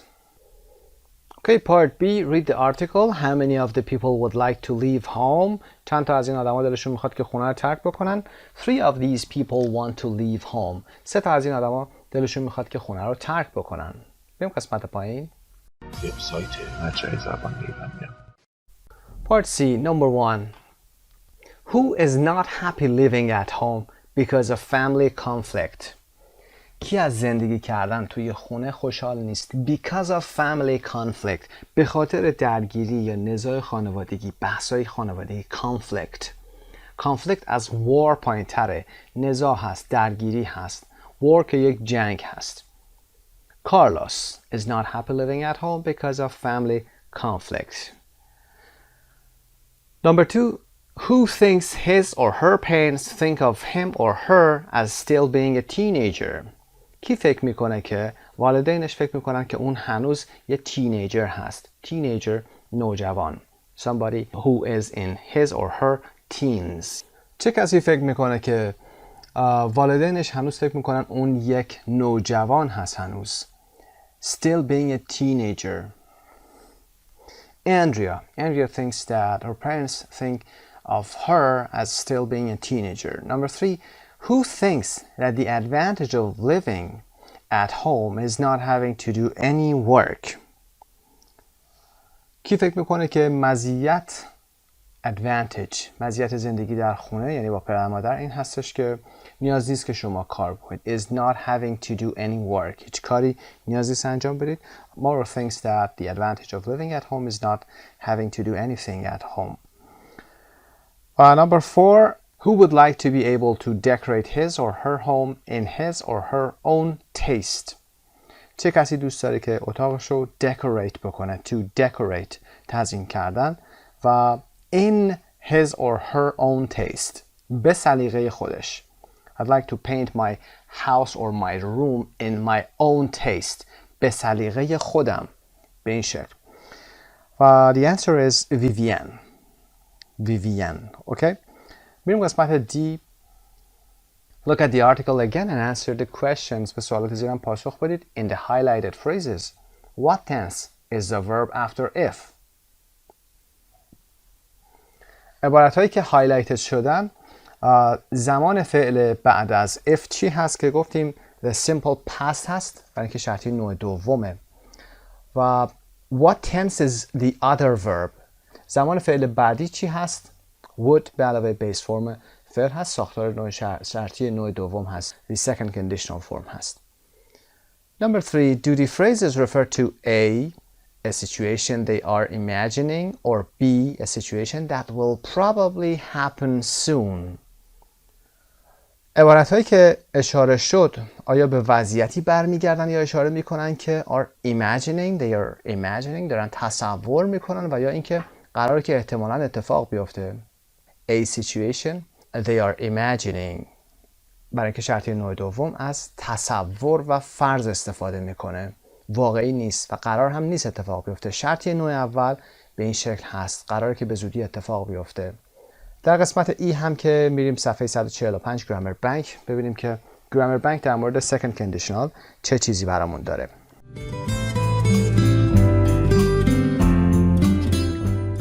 گرامر بانک 7B second conditional. شرطی نوع دوم. شرطی نوع دوم رو حتما بدونید در درس‌های قبلی با هم داشتیم، در کتاب قبلی برای صحبت در مورد موقعیت‌های فرضی یا خیالی و نتایج اونها استفاده می‌کنیم. مثلا اگر داشتم، اگر میرفتم، اگر میخوندم، به این شکل شروع می‌کنیم. Second conditional sentences if plus simple past would or wouldn't plus base form. این ساختارش و استراکچرش هست.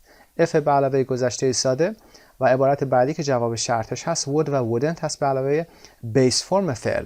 مثالا رو با هم میخونیم. If I had a job, I would get my own apartment. اگه یه شغلی داشتم، آپارتمان خودم رو میگرفتم.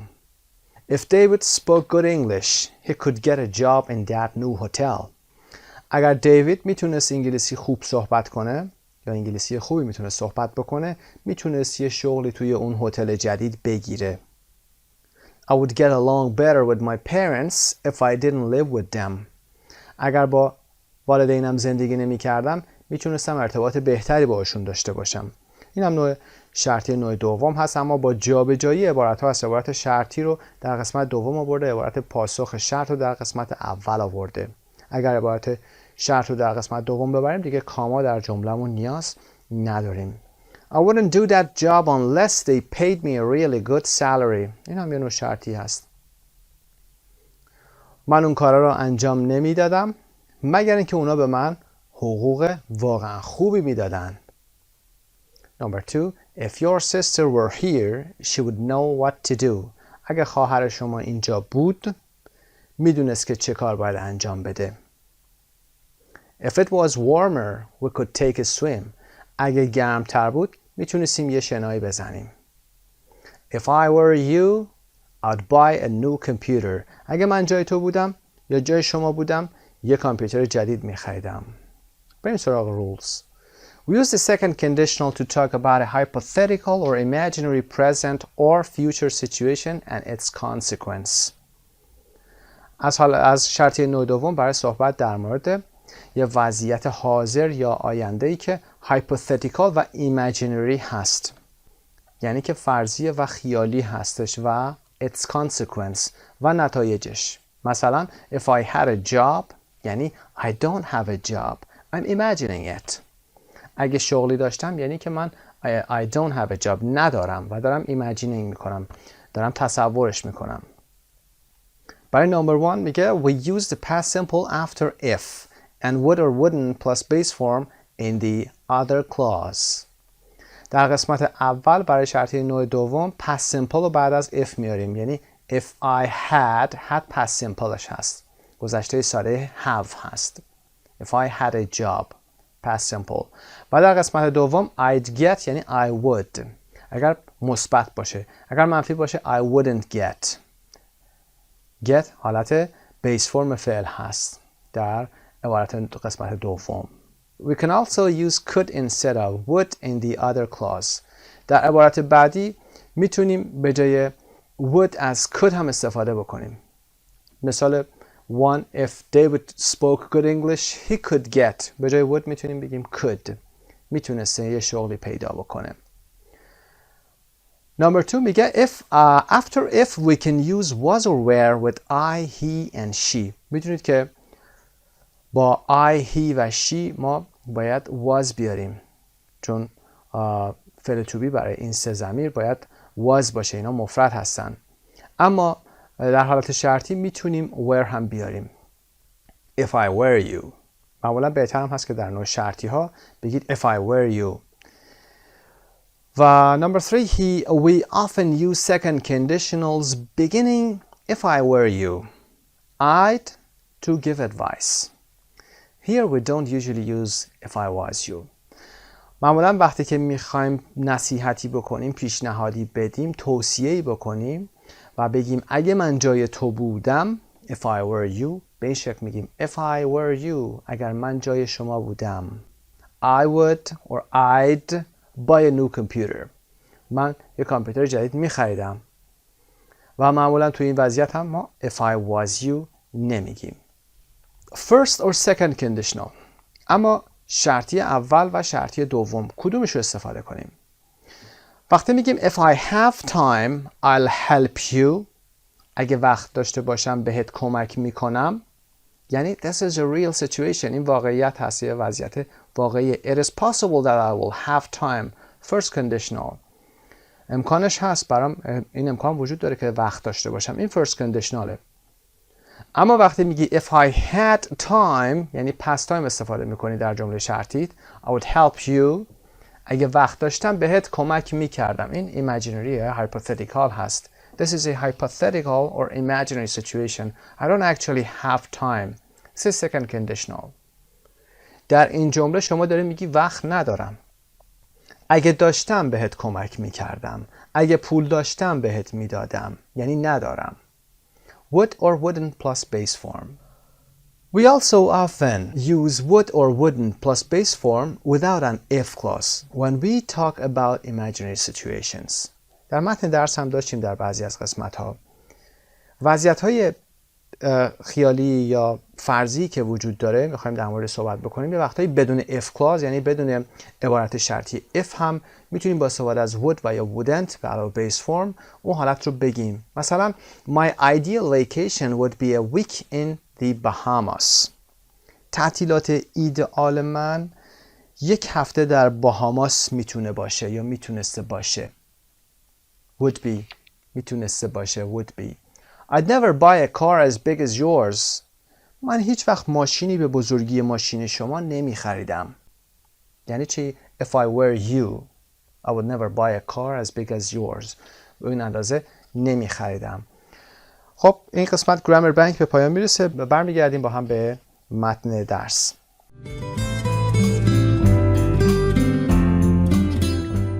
Part 2. Pronunciation and speaking sentence stress. A. 418. Listen and repeat the sentences. Copy the rhythm.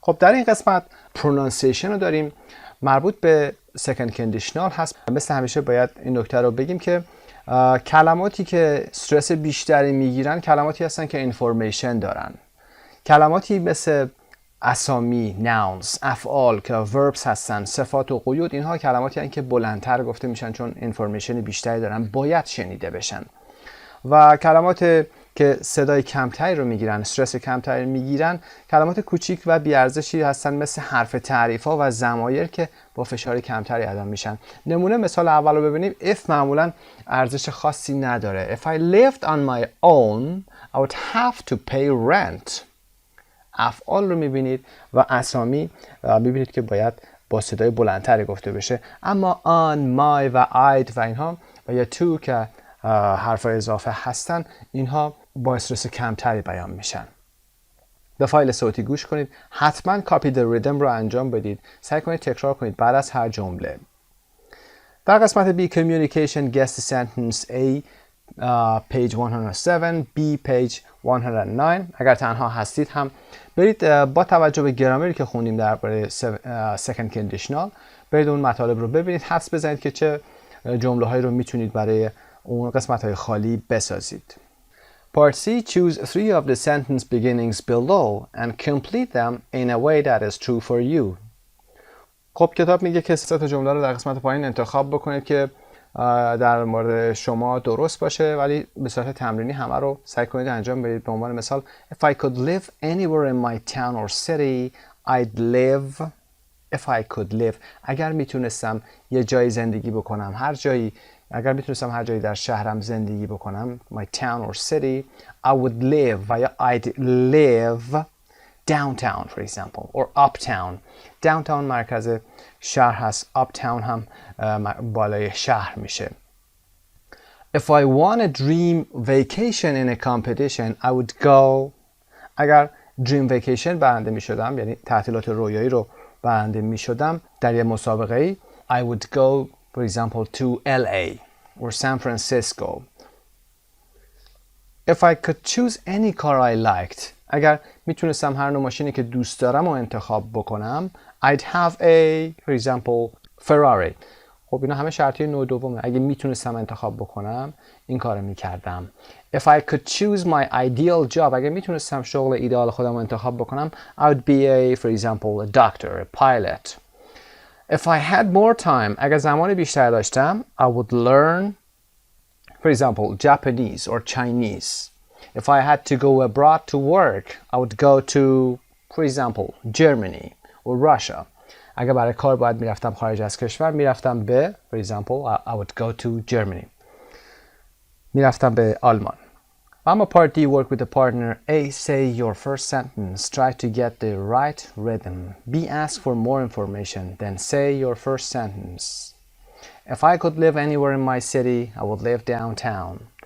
و دوستتون میپرسه why downtown؟ و باید ادامه بدید.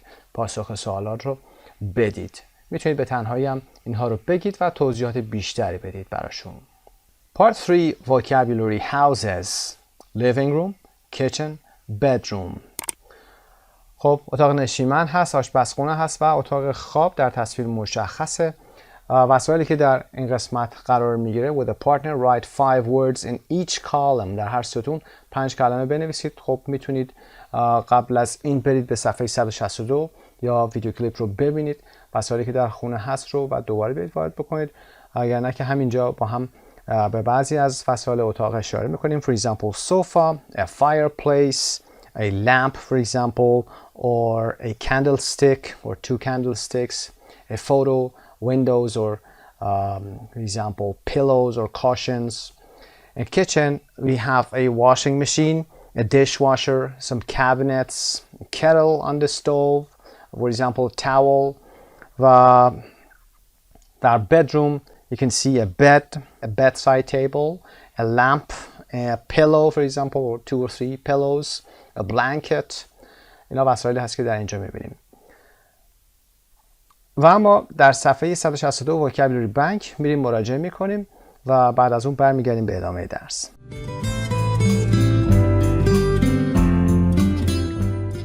Okay, page 162, houses vocabulary bank, where people live. Complete the preposition column with in or on. از preposition های in و on استفاده میکنیم و جمله های زیر رو باید پر بکنیم. Number 1, I live in the country surrounded by fields. خب preposition رو آورده در اینجا. یادتون باشه preposition ها رو سمت راست در اینجا بنویسید حتما در کتابتون. در قسمت متن ننویسید چون چشمتون عادت میکنه به این. و وقتی هم که خواستید تست بکنید براتون مشکل اون وقت. خب من در روستا زندگی میکنم که surrounded by fields با مزارع احاطه شده. In the country. Number 2, I live on the outskirts of Boston about 5 miles from the center of the city. من در حاشیه بوستون تقریبا 5 مایلی مرکز شهر زندگی میکنم. یعنی از مرکز شهر در شعاع 5 کیلومتری 5 مایلی قرار گرفتم. Outskirts حاشیه شهر هست. On the outskirts, remember. On the outskirts. Number 3, I live in a village, a town, a city. برای village, town و city از preposition in استفاده میکنید. Number 4, I live in Delmar, a small town on the west coast. من در دلمار یه شهر کوچیکی در ساحل غربی زندگی میکنم. On the west coast, on the east coast, در ساحل شرقی. Number 5, I live on the second floor of a large apartment building. من در طبقه دوم یک آپارتمان بزرگ زندگی میکنم. The second floor of a large apartment building. یک ساختمان آپارتمانی بزرگ. طبقات رو با حرف اضافه on میگیم. On the first floor, on the second floor و همینطور تا انتها. و یادتونم باشه که بعد از آن هم حتما باید طبقه رو به صورت عدد ترتیبی اوردینال بیارید. On the second floor, on the third floor. به این شکل میریم بالا. Number 6, I live in Littleton, a suburb of Denver, about 11 miles from the center of the city. من در لیتلتون که a suburb of Denver هست، یعنی یه شهرکی هست از شهرک‌های اقماری، یعنی شهرک‌های کوچیکی که به دور شهرهای بزرگ ساخته میشن و در تقریبا 11 مایلی مرکز یعنی این دنور، مرکز شهر یعنی مرکز دنور زندگی میکنم. In Littleton, in a suburb. و suburbs or outskirts. The suburb is a residential area outside the center of a large city. suburb یک منطقه مسکونی هست در بیرون از مرکز یک شهر بزرگ.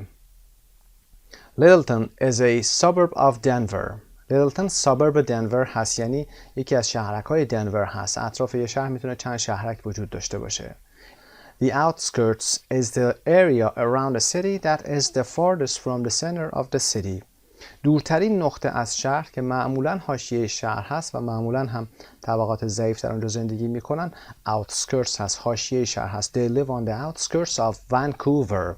اونا در حاشیه شهر ونکوور زندگی میکنن. قسمت B, C و D رو حتما انجام بدید. listen check هست و بعد قسمت preposition ها رو تمرین بکنید و جایی هم که زندگی میکنید رو برای پارتنرتون و یا برای خودتون حتما توضیح بدید. شهر اگر زندگی میکنید با این، اگر در suburb زندگی میکنید با این و outskirts اگر زندگی میکنید با آن باید بگید حتما. میریم قسمت 2. Parts of a house or an apartment building. بخش‌هایی از یک خونه، تصویر سمت راست، و apartment building تصویر سمت چپ رو می‌خوایم ببینیم. Match the words and pictures. An apartment building. ابتدا میریم سراغ apartment building، ساختمون آپارتمانی. Balcony is number 2. Balcony. استرس روی ب و صدای ا و کنی. بالکنی رو نمی‌خونیم. Balcony. Number 2. بالکن هست یا تراس هست. basement قسمت 5 هست. basement or cellar زیرزمین هست. زیر زمین یه اتاقکی دارید، اونجا برای نگهداری وسایلتون استفاده میشه. entrance ورودی هست. number 3 entrance ورودی، استرس رو دقت داشتید. entrance. و first floor اینجا number 4 هست. طبقه اول همون طبقه همکف هست در امریکن و بریتیش انگلیش به این طبقه میگن ground floor، یعنی طبقه همکف، و از اینجا به بعد یعنی در قسمت 2 و 1 که در تصویر میبینید اینها رو طبقه حساب میکنه. top floor طبقه بالا هست. طبقه بالا. they live on top floor، در طبقه بالا زندگی میکنن. در house هم که a chimney سازه شماره 1 رو میبینید number 1 و deck or patio که number 3 هست میبینید در اینجا. معمولا wooden floor هست و برای استراحت و آفتاب گرفتن استفاده میشه، جایی که نورگیری میکنه. و گیت در ورودی هست. دروازه هم معمولا گفته میشه. گیت number 7. roof is number 2. roof سازه‌ای هست که کل ساختمون رو میپوشونه، قسمت بالاش رو. number 2 هست roof. و steps که در تصویر میبینید number 4 هست. walkway مسیر پیاده رو هست که عابر پیاده میره و wall هم که دیوار هست. در قسمت B for to listen and check cover the words and look at the pictures. test yourself. خب حتما میدید که به چه صورت باید این قسمت انجام بدید، ولی حتما به فایل صوتی گوش کنید و بعد از اون به این تصاویر نگاه کنید و هر چی که در این تصویر میبینید توصیفش بکنید. بریم part 3. Describing a house or an apartment. میخوایم حالا یک خونه رو به صورت ساده بیایم توصیف بکنیم. حالا یه هاوس میتونه باشه یا اپارتمنت. مثل تصویری که در بالا داشتیم، هاوس معمولا یه خانه ویلایی هست و اپارتمنت هم که میدید به صورت یه ساختمانی هست که چند طبقه است. match the descriptions and photos. description هایی که در پایین داریم باید با فوتوها مچ بکنیم. البته این کار سختی نیست. بریم سراغ متن. I live in a cabin in the woods. It's old and made of logs. The rooms have very low ceilings. There is a fireplace in the living room and it's very cozy in the winter. من در یک کلبه‌ای در جنگل زندگی میکنم. کابین به اتاقهای کوچیکی گفته میشه که ویلایی هستن و در جنگل ساخته میشه. In the woods یعنی در جنگل. In the forest for example. It's old and made of logs. در مورد خونه صحبت میکنه. It به house برمیگرده، به کابینش برمیگرده. قدیمیه و made of logs. logs چوب‌هایی هستن که خونه‌های جنگلی رو از اونها میسازن. بدنه درخت هست، ساقه‌های درخت هست. made of logs. The rooms have very low ceilings. ceiling سقف هست. در این تصویر میبینید این قسمت بالا ceiling هست، سقف. اتاقها سقف‌های کوتاهی دارن. There is a fireplace in the living room. یا fireplace اینجا میبینید که در living room هست، اتاق نشیمن و شومینه گفته میشه. And it's very cozy in the winter و در زمستان خیلی دنجه، جای گرم و نرم و دنجی هست، cozy. خب این description مربوط به تصویر 2 هست. Number 1 I live in a modern apartment in the city. It's spacious and very light with wood floors and big windows. من در یک آپارتمان مدرن یعنی جدید در شهر زندگی میکنم. It's spacious یعنی جا داره، فضا داره. Spacious and very light خیلی روشن هست. Very light with wood floors و کفاش هم با wood ساخته شده، چوب هست و big windows و پنجره های بزرگ همونطور که در تصویر میبینید. 421 listen and check. Focus on how the highlighted phrases are pronounced. دقت داشته باشید که کلماتی که یا عباراتی که هایلایت شدن چطور هم تلفظ میشن. See covered descriptions and look at the photos. Describe the rooms. سعی کنید که اتاق‌ها رو توصیف بکنید. از همین متن میتونید استفاده بکنید. و note chimney or fireplace. In English, chimney only refers to the structure on the roof of the house. Fireplace is the place where you burn wood or coal. در انگلیسی چیمنی به سازه‌ای اشاره میشه که در قسمت بالای روف قرار میگیره، یعنی بالای پشت بام خونه قرار میگیره. فایرپلیس این قسمتی هست که در داخل ساختمون قرار میگیره و داخلش هم چوب و زغال رو میسوزونیم. wood or coal. Roof or ceiling. Roof is the top part of a house. Roof قسمت بالای خونه هست. Ceiling is the top part of a room. سیلینگ هم که قسمت بالای یک اتاق هست و میتونید از داخل اتاق اون رو در داخل اتاق میتونید اون رو ببینید. Okay, we go back to page 69, our main lesson.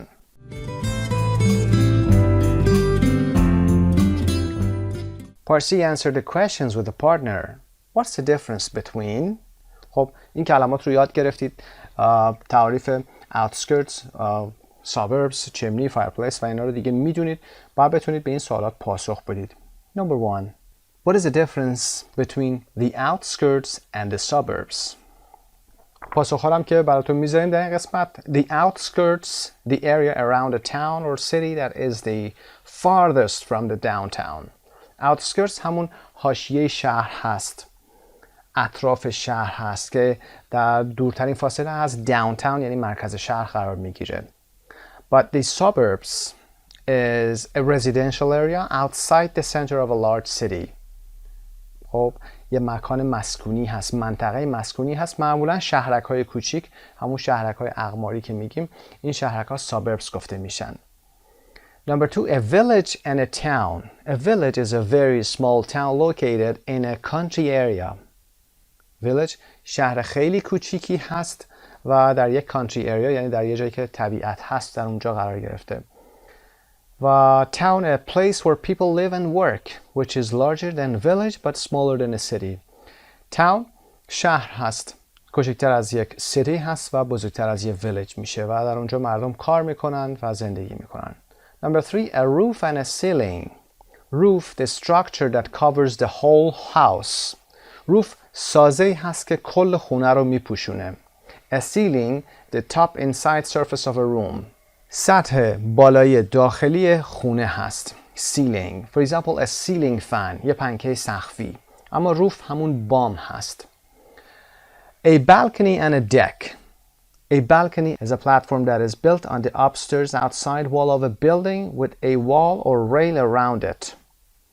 بالکنی بدونید که یک بالکن هست، تراس گفته میشه و a deck is a wooden floor that is built outside the back of a house where you can sit and relax. دک یه جایی هست که معمولا با کف چوبی ساخته میشه، بیرون خونه، پشت خونه هست، شما میتونید اونجا برید، صندلی‌های مخصوصی هم هست، بشینید استراحت کنید و آفتاب بگیرید. اما بالکنی ها معمولا روی آپارتمان قرار میگیرن. A chimney and a fireplace. A chimney is a structure through which smoke is carried up away from a fire, etc. and through the roof of a building. چیمنی یه سازه‌ای هست که دودکش آجری هست و دود از اونجا به سمت بالا خارج میشه و از میان روف هم عبور میکنه. اما fireplace, an open space for a fire in the wall of a room. یه مکان بازی هست در یکی از دیوارهای خونه که معمولا لیوینگ روم هست و شومینه هم به فارسی میگیم برای روشن کردن آتش. The basement and the first floor. basement زیرزمین هست و the first floor هم که طبقه اول هست. first floor در امریکن و بریتیش تفاوت داره.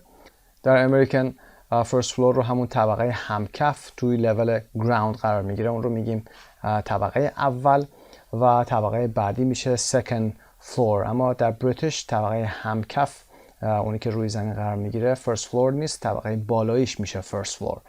Number 7, wood and wooden. Wood is a noun, the hard material that the trunk and branches of a tree are made of. ساقه و شاخه های درخت از چوب درست شدن. wood. wooden هم که adjective هست، صفت made of wood. For example, a wooden chair, a wooden table. صفت میشه، قبل از اسم قرار میگیره، صندلی چوبی و میز چوبی، a wooden table. به این ترتیب درس 7B قسمت 1 در اینجا به پایان میرسه. آرزوی موفقیت دارم براتون. به نام خدا. Unit 7B Part 2 Page 70. Part 4 Reading. Do you know where Tchaikovsky was from and what he did? چایکوفسکی رو میشناسید و میدونید چه کاری انجام داده. Tchaikovsky or Pyotr Ilyich Tchaikovsky, he was from Russia and was a composer of classical music. چایکوفسکی که در فارسی ما اون رو چایکوفسکی میگیم، یک موسیقیدان بود و در روسیه زندگی میکرد، اهل روسیه بود و موسیقی سنتی رو مینوشت، کمپوزر بود. Look at the photos of Tchaikovsky's house. Which do you think shows the place where he composed, the place where he wrote letters, his favorite place? سه تا تصویر در سمت راست داریم، بعد بگیم که کدومی که از این تصاویر مربوط به این گزینه ها هست. تصویر number 1 the yard رو نشون میده. It was his favorite place. And number 2 is the living room and study, the place where he wrote letters. And picture number 3 is the place where he composed, his writing desk and bedroom. Part C 422. Read and listen to the audio guide once to check. خب برای اینکه پاسخ قسمت بالا رو هم چک بکنید میتونید به فایل صوتی گوش بکنید. بعد از اون میریم با هم به سراغ خوندن متن و ببینیم که متن چایکوفسکی چه موضوعاتی رو برامون داره. Tchaikovsky's house. In 1885, Tchaikovsky wrote to a friend, "These days, I dream of settling in a village not far from Moscow, where I can feel at home." در سال 1885 چایکوفسکی به یکی از دوستانش اینطوری نامه می نویسه: این روزها رویای این رو در سر دارم که در یک روستایی در نزدیکی مسکو اقامت پیدا بکنم. Settling, dream of settling in a village, to live in a village. And where I can feel at home, where I'm comfortable. جایی که you feel at home یعنی جایی که مثل خونتون هست و راحت باشید. First he rented a small house in the village of Maidonova. در ابتدا اون خانه کوچکی رو در روستای میدانووا میاد اجاره میکنه، رنت میکنه. But Maidonova was too full of tourists in the summer and Tchaikovsky had too many visitors when what he wanted was peace and quiet. اما میدانووا در فصل تابستان پر از توریست یا گردشگر بود و چایکوفسکی هم خیلی ملاقات کننده داشت، در حالی که اون نیاز به مکانی داشت که peace and quiet باشه، یعنی آرامش و سکوت برقرار باشه اونجا. Eventually he found a perfect house in the small town of Klin. Eventually means at the end. در نهایت یک مکان مناسب رو پیدا میکنه در شهر کوچک کلین. It was 52 miles northwest of Moscow and he lived there until his death on November 6, 1893. کلین در 52 مایلی شمال غربی مسکو قرار داشت. Northwest of Moscow. Northeast شمال شرقی. Southeast جنوب شرقی. Southwest جنوب غربی. و of میگیم و بعدش هم اون مکان اصلی رو اسمشو میاریم میگیم. پس در 52 مایلی شمال غربی مسکو بود و اون تا 6 نوامبر 1893 یعنی تا زمان مرگش در اونجا زندگی کرد. And he lived there. گذشته ساده تا زمان مرگ. از present perfect دیگه اینجا نمیتونید استفاده بکنید چون چندین سال پیششون فوت کرده. It is the place where he wrote his last major work, Symphony No. 6 or Pathetique as it's sometimes called. اینجا همون مکانی هستش که اون آخرین کار مهمش رو نوشته که سمفونی شماره 6 همون سمفونی که بعضی وقتا بهش pathetic هم گفته میشه رو نوشته. It's a gray wooden house with a green roof. خب در توضیحات خونه گفتیم در vocabulary gray wooden house یه صفت خونه هست، خونه چوبی خاکستری رنگ. gray با A امریکن هست، با E بریتیش هست gray. with a green roof با پشت بام یا با بامی سبز رنگ. Tchaikovsky's servant Alexei lived on the first floor and the kitchen and dining room were on the second floor.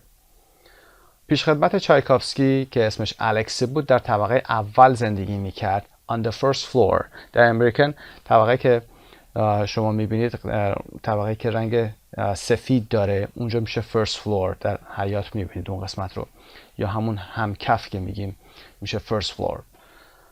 و آشپزخونه و اتاق غذاخوری dining room were on the first floor and were on the second floor. اونها در طبقه دوم قرار گرفته بودن.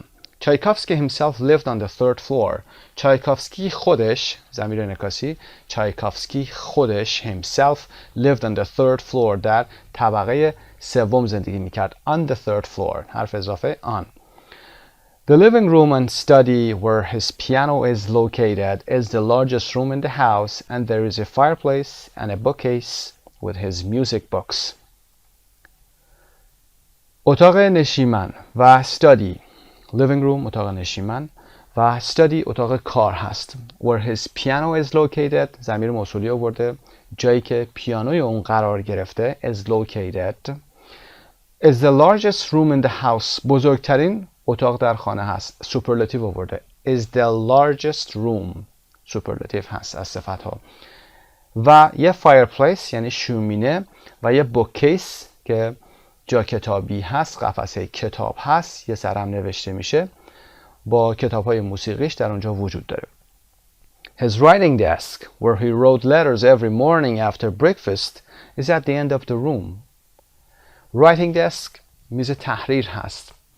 Where he wrote که در اون که روی اون هر روز بعد از صبحانه نامه هاشو می نوشت در انتهای این اتاق قرار داره یعنی در همین living room قرار داره. But the place where he composed music was in his bedroom on a plain, unpainted table overlooking the yard. اما جایی که اون موسیقیش رو می اومد کمپوز می کرد یعنی می نوشت در اتاق خوابش بود بر روی یک میزی که plain بوده. plain یعنی ساده. plain مثل یک دفتر نقاشی یا plain هست. میزی که در تصویر میبینید plain هست یعنی طرح روش نداره. unpainted یعنی رنگ نشده یعنی خود همون رنگ چوب رو میبینید شما. unpainted table overlooking یعنی مشرف بودن. overlooking the yard از پنجره اتاق خوابش میشد حیاط رو دید. overlooking the yard. In his final years, Tchaikovsky's great love was his yard. در سالهای انتهاییش عشق چایکوفسکی حیاتش بود یا باغش بود. It was not a neat English style garden but more like a forest. باغ چایکوفسکی شبیه به یک باغ سبک انگلیسی مرتب نبود. A neat English style. English style اینجا صفت هست صفت garden. English style garden و neat هم همینطور. neat یعنی مرتب. In good order. پس یک باغ سبک انگلیسی مرتب نبود بلکه بیشتر یک جنگل میشد گفت به اون. A forest. But more like a forest. بیشتر شبیه یک جنگل بود. He adored flowers, particularly lilies of the valley, and after his death, his brother Modest, who had decided to turn the house into a museum, planted thousands of lilies of the valley around the yard. He adored flowers. Adored یعنی عاشق بودن، خیلی دوست داشتن. حتی میشه گفت بالاتر از love هست adore. Like, love, adore. اون عاشق گلها بود. خصوصاً particularly lilies of the valley که گل برفی گفته میشه در فارسی. عاشق گل برفی بوده و بعد از مرگش after his death برادرش مدست که اسم برادرش هست که تصمیم گرفته بود who had decided past perfect گذشته بعید هست که تصمیم گرفته بود خونه رو به موزه تبدیل کنه to turn the house into museum. turn the house یعنی چنجش بکنه، تبدیلش بکنه و موزه تلفظش میشه museum. استرسش رو روی ز بذارید. museum. planted کاشت thousands of lilies of the valley around the yard. plant اینجا به معنی کاشتن هست. هزاران گل برفی رو اطراف این باغ، اطراف این حیات کاشت. In 1917, after the Bolshevik Revolution, an anarchist named Doroshenko lived there with his family. در سال 1917 بعد از انقلاب بولشویکا، انقلابی که در روسیه رخ داد، انقلاب معروفش هست که در اون انقلاب لنین فرقه کمونیستی بولشویکی رو بعد از این انقلاب در روسیه ایجاد میکنه. an anarchist به کسی گفته میشه که البته اول انارکی رو بگیم. انارکی به معنای هرج و مرج هست. انارکی A-N-A-R-C-H-Y هم دیکتیشنش هست. انارکی هرج و مرج. و انارکیست کسی هست که دولت ستیزه، حکومت ستیزه، هرج و مرجگرا هست، مخالفه. یک آنارشیستی به نام دوروشنکوف با خانواده‌اش اونجا زندگی میکرد. People say that he fired shots at the portrait of Pope Innocent hanging in one of the bedrooms. مردم میگن که اون به سمت تصویر تصویر صورت هست. Portrait of Pope Innocent، تصویر Pope Innocent که از یکی از دیوارهای اتاق خواب آویزون بود شلیک میکنه. He was finally arrested in April and the house became the property of the state. اون در نهایت در ماه آوریل دستگیر میشه و خونه ملک دولتی میشه. Became the property یعنی ملک. Properties املاک. Of the state یعنی دولت، برمیگرده به کشور و یا دولت یعنی ملی میشه. Since 1958, the winners of the annual International Tchaikovsky competition have all been invited to come to Klin to play his piano. And there is a tradition that each musician plants a tree in his yard in the hope that, like his music, it will remain beautiful forever. از سال 1958 since 1958 برندگان winners annual یعنی سالانه International Tchaikovsky Competition رقابت یا مسابقه های بین المللی چایکوفسکی همشون به کلین دعوت شدن. have all been invited to come to Klin. دعوت شدن که بیان به کلین تا با پیانوش موسیقیشون رو بنوازن. و there is a tradition that و سنتی وجود داره که هر میوزیشن، هر موسیقیدانی که اونجا میاد plants a tree درختی رو میکاره in his yard در باغش in the hope that به امید این که like his music it will remain beautiful forever که مثل موسیقیش این هم برای همیشه زیبا باقی بمونه. It will remain beautiful forever. وبسایت مجموعه زبان ایرانی. خب برمیگردیم به پیج 70. حتما به فایل 422 گوش کردید. موزیک ابتدا و انتهای این فایل هم از سمفونی شماره 6 چایکوفسکی بود. پاتتیک هم نامیده میشه. در قسمت D read the guide again. What is the connection between these things and Tchaikovsky's house? خب متن رو که خوندیم بعد بتونید الان بگید که میدانووا کجا بود یا چی بود. The Pathetic Symphony سمفونی پاتتیک کدوم بوده، الکسی کی بود و لیلیز آف the valley. اینجا یاد گرفتین گل برفی رو که he adored flowers especially or particularly lilies of the valley. و داروشنکو کی بود که انارکیست بوده. الان انارکی رو میدونید چی هست، انارکیست و آنارشیست که در فارسی میگیم رو میدونید. و اینترنشنال چایکوفسکی کمپیتیشن باید بگید چه اتفاقی میفته و موزیسین ها به کجا دعوت میشن. Part A. Look at the highlighted words and first try to figure out their meaning from context. Then match them with definitions 1 to 8.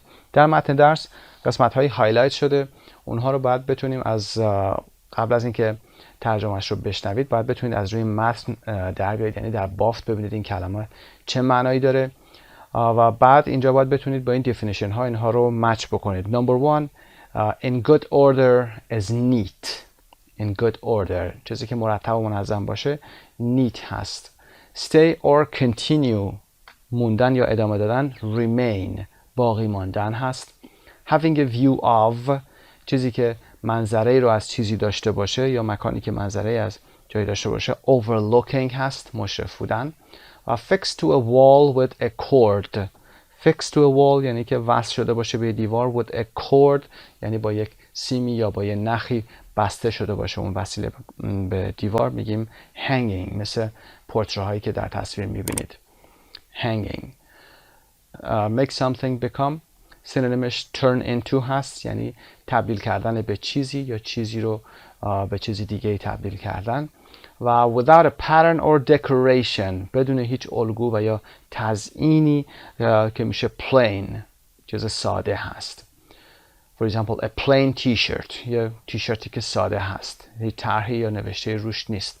Something that is owned for example by someone چیزی که مالکیتش به کسی برمیگرده ملک هست، property هست. A piece of furniture with shelves to keep books in یکی از اساسی مبلمان هست که طبقاتی داره. with shelves جمع shelf هست که VES میشه جمعش. to keep books in که برای نگه داشتن کتاب ها هست که bookcase گفته میشه. bookcase یه سره نوشته میشه. Part F. Have you ever visited the house where a famous person was born or lived? And where was it? What do you remember most about it? یا تا به حال جایی که فرد مشهوری در اون به دنیا آمده باشی یا زندگی کرده رفتی دیدید، کجا بوده و چه چیزی رو بیشتر در مورد اون مکان به خاطرتون میاد؟ میتونید به این سوال با توجه به متنی که خوندیم حالا در مورد مکانی که شما رفتید که مثلا برای هر کدومتون متفاوت هست صحبت کنید. Page 71 5. Listening and speaking. در قسمت 5 listening و speaking هست. 423 فایلی هست که باید با اون گوش بکنیم. 4 نفر دانشجوی معماری هستن که در مورد دریم هاوسشون یا خانه رویاییشون دارن صحبت میکنن. باید بگید که کدوم یکی از اینها سخنان هر یکی از این آرکیتکچر ها هست یا آرکیتکچر استودنتس هست. اولیش the most high tech هست. the most high tech یعنی پیشرفته ترین از نظر فناوری. high tech و از نظر فناوری هست. the most luxurious که لوکس ترین هست. the most eco-friendly به معنای دوستدار طبیعت هست. و the most romantic که رومانتیک ترینش هست. به فایل صوتی گوش کنید و بعد این قسمت رو با هم انجام میدیم. 4.23 1. My dream house would be in one of our national parks like Yellowstone or Redwood. It would be totally green. I'd have solar panels and wind turbines, and I'd collect rainwater. The house would be made of wood and would be heated by wood fires.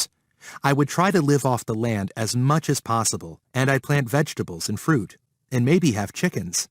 It would all be organic, with no pesticides or anything like that. 2. My dream house would be in Paris.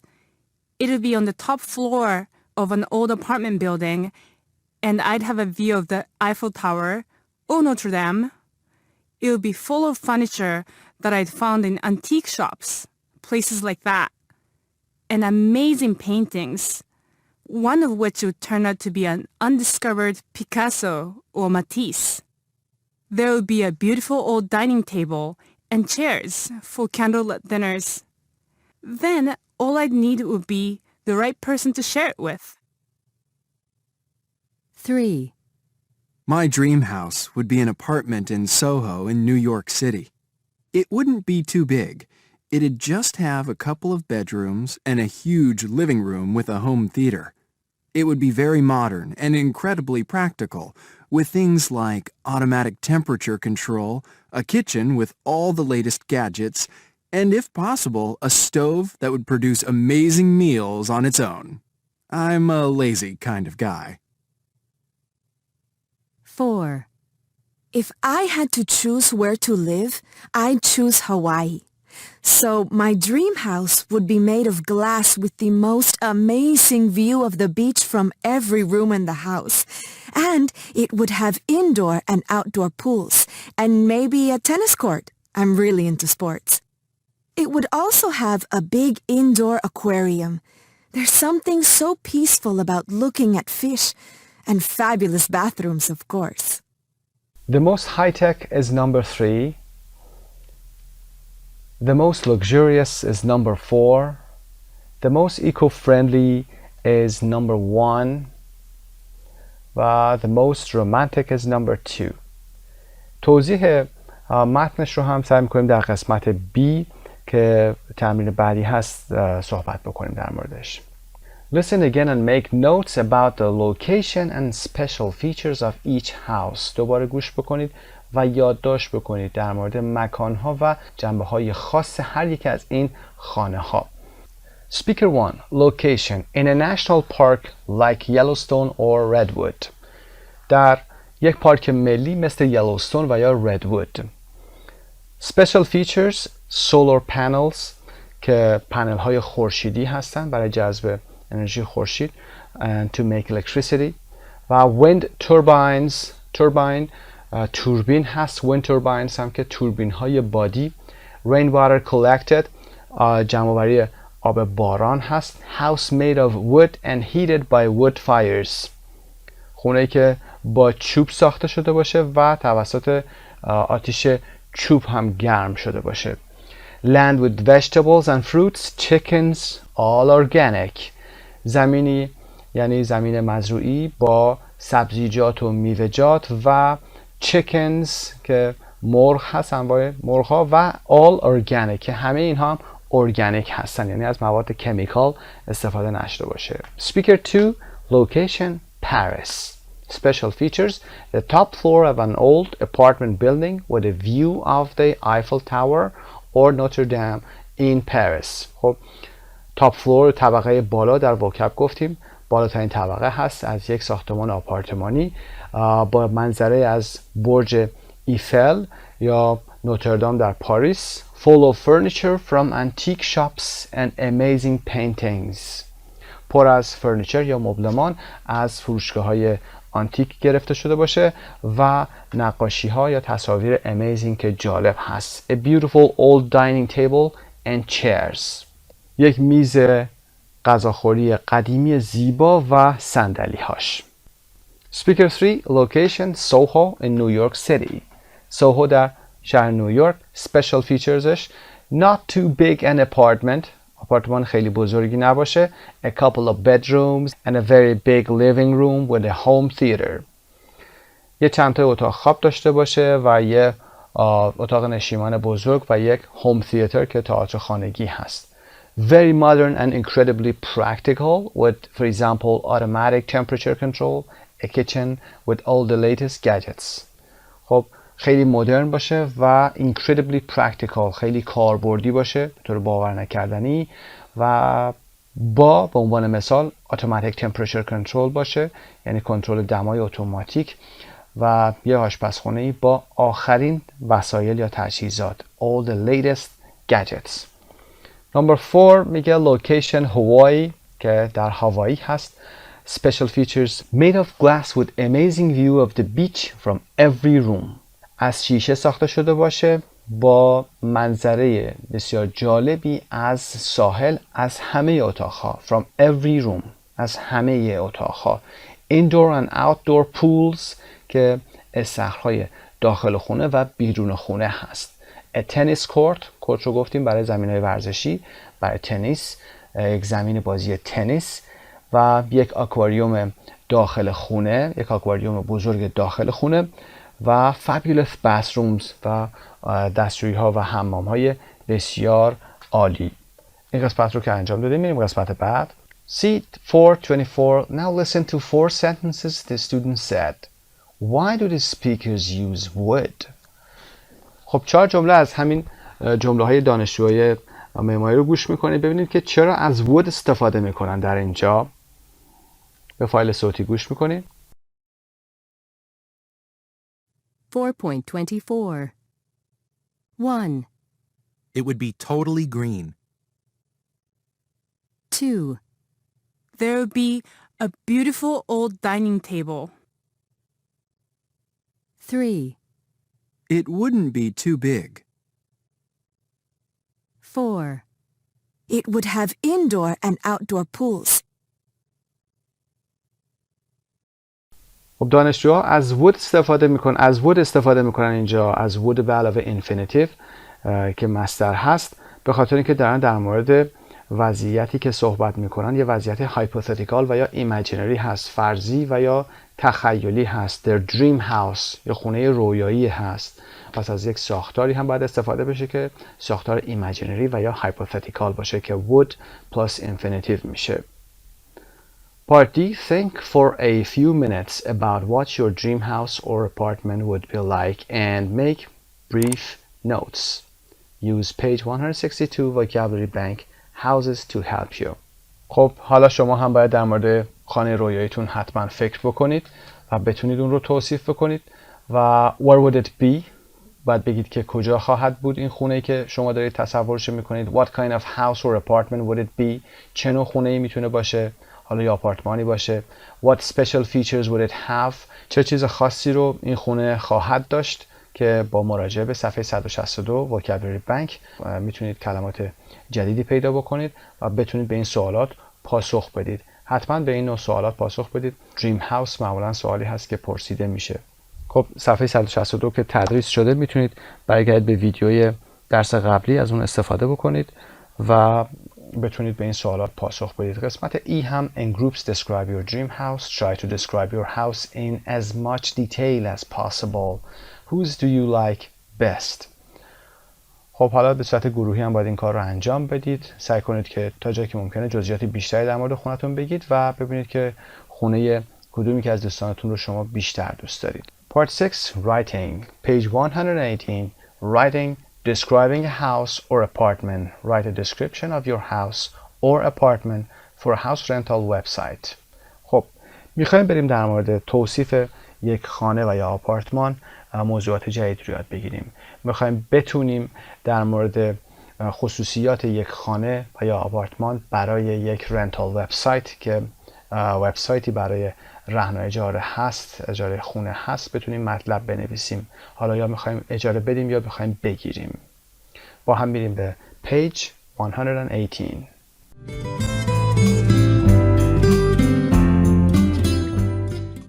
Writing 6. Describing a house or apartment. The website homerent.net is for people who want to rent out their houses while they are away on vacation. Read 2 posts from the website. Which one would you prefer to stay in for a 2-week vacation? Why? خب آدرس homerent.net آدرس یک وبسایت هست برای کسانی که میخوان رنت اوت بکنن خونشون رو، یعنی خونشون رو به رنت اجاره بذارن و در زمانی که خودشون در ویکیشن هستن. 2 تا پست از این وبسایت رو میخونیم و ببینیم که شما خودتون کدومی که از اینها رو برای یک تعطیلات 2 هفته‌ای ترجیح میدید و چرا. خب در حالی که 2 تا متن رو میخونیم باید به این 2 گزینه هم توجه داشته باشیم. Read about the apartment in Mexico City again. Underline any adjectives that help to sell the apartment. What do they mean? Now read about the Thai villa again. Improve the description by replacing the word nice with one of the adjectives below. Often there is more than one possibility. خب در قسمت اول هم باید ببینید که چه کلماتی مهم هست برای فروش این آپارتمان. برای اینکه بخوایم این آپارتمان رو بفروشیم چه صفت‌هایی مناسب هست و what do they mean که در متن کار میکنیم. در قسمت C هم که باید ببینیم به جای کلمه nice میتونیم چه کلماتی رو چه صفتهایی رو در قسمت زیر قرار گرفتن استفاده بکنیم که amazing هست، جالب، beautiful زیبا، breathtaking به معنای خیلی خیلی زیبا، مهیج یا خیره کننده هست و great که عالیه، ideal همون ایدئال خودمون هست، luxurious که لوکس و تجملاتی هست، magnificent به معنای به همون شکل superb یا عالی و باشکوه هست، glorious هم میتونیم بگیم، perfect که عالیه، spacious جادار و superb هم مثل magnificent و یا glorious عالی هست. خب متن رو با هم میخونیم. در مکزیکو سیتی beautiful one bedroom apartment in Mexico City، یک آپارتمان یک خوابه زیبا، beautiful one bedroom apartment در شهر مکزیک. This apartment is perfectly situated on a quiet street in Mexico City's Reforma area. این آپارتمان به شکل مناسبی در یک خیابان آرام و ساکت a quiet street در شهر مکزیکو سیتی در ناحیه رفورما قرار گرفته یا منطقه رفورما قرار گرفته. It's a cozy 750 square foot apartment on the first floor of a 3-story building. داره در مورد این آپارتمان صحبت میکنه و میگه it's a cozy به معنی دنج و گرم و نرم و راحت هست و مساحتش رو میگه 750 square foot، یک آپارتمانی هست که 750 فوت مربع مساحتش هست و در طبقه اول یک ساختمون 3 طبقه قرار گرفته. On the first floor of a 3-story هم اینجا دوباره صفت این بیلدینگ میشه. 3-story building. توجه داشته باشید story رو با ای ننویسید. story.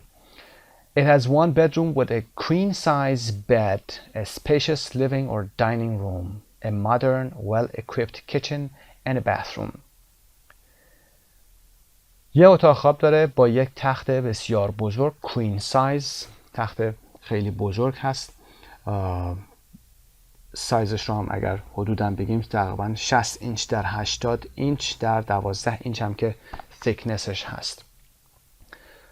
و یک spacious living or dining room و spacious یعنی جادار. living نشیمن هست، dining room هم که اتاق غذاخوری هست. یک آشپزخونه مدرن well equipped، دوباره این هم صفتش هست یعنی خوب مجهز شده یا مجهز، و یک bathroom که حمامش هست. There is a beautiful view of a flower-filled courtyard from the living room windows. A flower-filled courtyard همون حیاط هست که در قسمت ورودی قرار میگیره. courtyard. backyard هم که حیاط پشتی هست. پس courtyard و backyard داریم. A flower-filled courtyard یعنی حیاطی که از گل پر شده باشه یا پر از گل باشه، گل کاشته باشن داخلش، که there is a beautiful view of this kind of courtyard که یک منظره زیبایی از همچنین حیاطی از پنجره‌های اتاق نشیمن داره. The living room has a big table which is ideal for having a meal with friends, and there is also a large flat screen TV. اتاق نشیمن یک میز بزرگ داره which is ideal، دوباره اینجا ضمیر موصولی برای تیبل داره تعریف میکنه که مناسب هست، ایدئال هست برای یه وعده غذایی با دوستان، و همچنین یک تلویزیون فلت سکرین بزرگ هم که در اونجا وجود داره. فلت سکرین یعنی صفحه تخت. The apartment has tile floors, air conditioning, satellite TV and Wi-Fi internet. این آپارتمان کفش سرامیک هست، تایل فلورز، و ایر کندیشنینگ، مجهز به سیستم ایر کندیشنینگ هست که متشکل از خنک کننده و گرم کننده میشه. ساتلایت تیوی، تلویزیونی که مجهز به ساتلایت هست، ماهواره هست، و اینترنت وای فای. The Reforma area is a lively neighborhood near the center of Mexico City with plenty of stores and cafes. خب حالا مکانی که این ساختمون قرار گرفته ناحیه‌اش رو هم میخواد توصیف کنه. یک محله سرزنده و شاد هست، a lively neighborhood، در نزدیکی مرکز مکزیکو سیتی با تعداد بسیار زیادی stores and cafes، فروشگاه و کافه ها. The apartment is walking distance to Paseo de la Reforma, one of Mexico City's widest streets designed to look like a Grand European Boulevard. آپارتمان در فاصله بسیار کم walking distance وقتی که میگیم یعنی در فاصله خیلی کمه پیاده میشه رفت تا خیابان پسادیلا فورما که یکی از پهن‌ترین خیابون‌های مکزیکو سیتی هست. چه سوپرلاتیو استفاده کرده. One of Mexico City's widest streets که به این شکل طراحی شده که شبیه به یک بولوار بزرگ اروپایی به نظر برسه. Boulevard. It's 10 minutes away from a subway station and a bus stop, so you can visit the city very easily. 10 دقیقه هم فاصله داره از یک سابوی استیشن که ایستگاه مترو هست و بس استاپ که یک ایستگاه اتوبوس هست. بنابراین شما میتونید شهر رو به راحتی ببینید و یا ازش دیدن کنید. خیلی راحت. Very easily قید هست. خب در این قسمت هم میخواد توصیف بکنه و بگه که برای چه کسانی مناسب هست و میخواد recommend بکنه. This apartment is ideal for a couple who would like to go sightseeing in this beautiful city. این آپارتمان ایدئالی هست برای زوجی که دوست دارن برن گردش یا سیر و سیاحت در این شهر زیبا. It is a non-smoking apartment. آپارتمانی هستش که در اون سیگار کشیدن ممنوعه. سیگار نباید کشید. And pets are not allowed. و حیوونا هم اجازه ورود ندارن. Pets are not allowed. به این شکل ساختار پسیو هم داره. Beach Villa in Hua Hin, Thailand. ویلای ساحلی در هواهین تایلند هست. خب در این قسمت کلمات نایسی که در کل متن وجود داره میشه براشون صفتهای دیگه هم آورد که بعد از خوندن متن میتونیم به اونها اشاره بکنیم. Hua Hin is a nice or beautiful vacation resort town on the northern part of the Malay Peninsula, about 120 miles south of Bangkok. Hua Hin یک ریزورتی هست یعنی تفرجگاه هست. تفرجگاه تعطیلاتی یه شهر تفریحی هست در قسمت شمالی مالای پنینسولا. پنینسولا یعنی شبه جزیره، مکانی که از 3 سایدزش واتر باشه، آب گرفته باشه. تقریبا در 120 مایلی جنوب بانکوک، شهر بانکوک. Our house is nice. خونمون قشنگه. It has 3 double bedrooms, a living room, a nice kitchen and 4 bathrooms. 3 تا اتاق خواب 2 نفره داره. double bedrooms یعنی 2 تا بد وجود داره یا 2 نفر میتونن در اونجا بخوابن. A living room یک اتاق نشیمن. A nice kitchen یک آشپزخونه خوب و 4 bathrooms که 4 حمام هست. All the rooms have air conditioning. همه اتاقها سیستم air conditioning دارن. And the bedrooms all have an attached private bathroom. و bedroom ها، اتاق خواب ها همشون یک حمام خصوصی چسبیده به خودشون دارن. There is a nice patio with a table and chairs so you can eat outside. یک پاسیو با یک میز و صندلی هم وجود داره که شما میتونید غذاتون رو بیرون بخورید. There is a nice view of the mountains in the distance. منظر زیبایی از کوهستان‌ها در فاصله دور وجود داره. There is a nice yard with flower gardens and a swimming pool. یک حیاتی هم هست که flower gardens داره، یعنی باغچه‌های پر از گل داره و a swimming pool که استخر هست. There is also a hot tub which is relaxing to use after a long day of sightseeing. یه هات تاب هم هست که وان آب گرم هست و آرامش دهنده است بعد از یه روز طولانی که به گردش میرید. The house is near a nice beach where you can play a lot of water sports. خونه نزدیک یک ساحل زیبا هست. اینجا هم نایس رو میتونیم عوض کنیم که در اونجا میتونید ورزش‌های آبی زیادی رو انجام بدید. It is also a short drive to 2 floating markets where you can buy food, flowers, jewelry and souvenirs.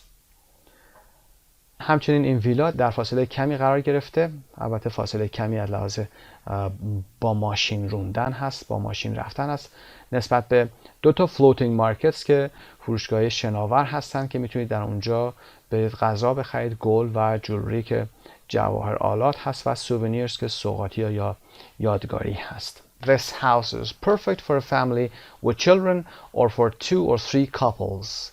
The house is not suitable for pets. این خونه بسیار عالی هست برای یه خانواده با تعداد زیادی بچه و یا برای 2 یا 3 تا زوج که میتونن از این خونه استفاده بکنن. این خونه برای پتس مناسب نیست یا حیوانات خانگی مناسب نیست. خب برای نایس هم میتونیم گزینه‌های زیرو داشته باشیم. Our house is spacious. خونمون بزرگ هست، جادار هست. It has a beautiful, luxurious, superb kitchen که همینا زیبا، لوکس و عالی هست برای صفت‌هایی برای آشپزخونه. There is a beautiful or spacious patio. یک پاتیوی زیبا و یا جادار داره. There are amazing or breathtaking or magnificent superb views. همینا رو برای ویو ها میتونیم استفاده کنیم. There is a superb or pretty beautiful yard or garden. The house is near a or an amazing magnificent superb beach. خونه در نزدیکی یک ساحل جالب و خیره کننده و عالی قرار گرفته. و اما useful language describing location. It is perfectly situated in.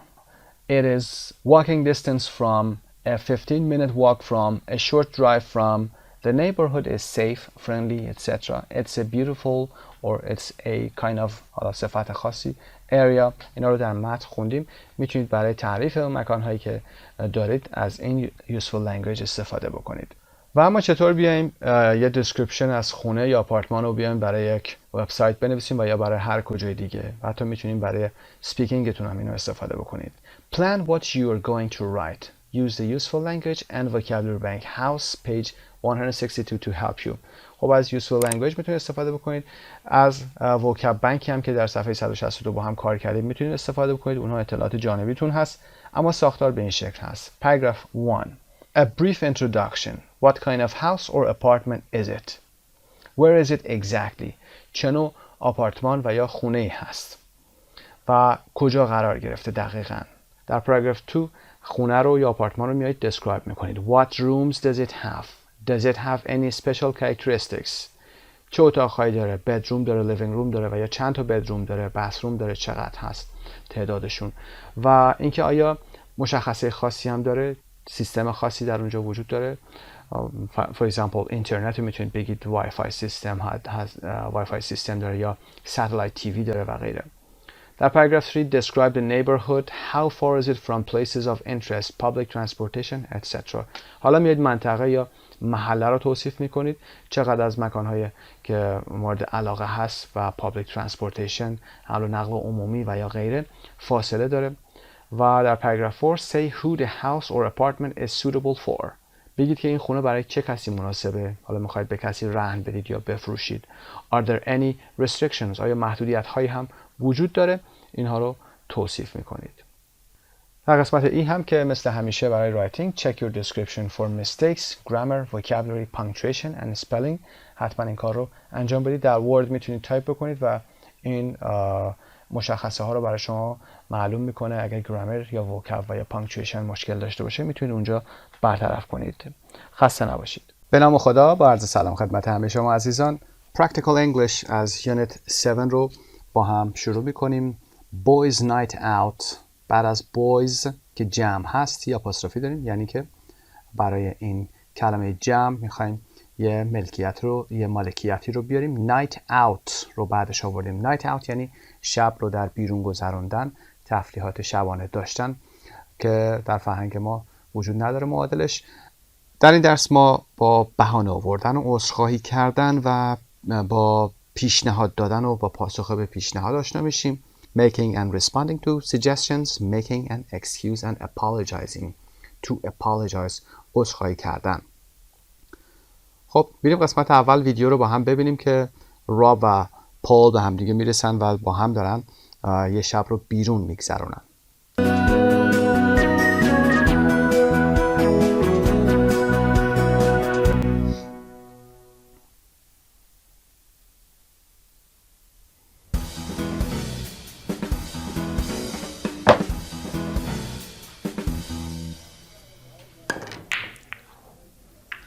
Bad luck, mate.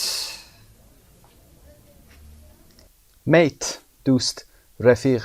Bad luck mate رفیق، بدشانسی آوردی.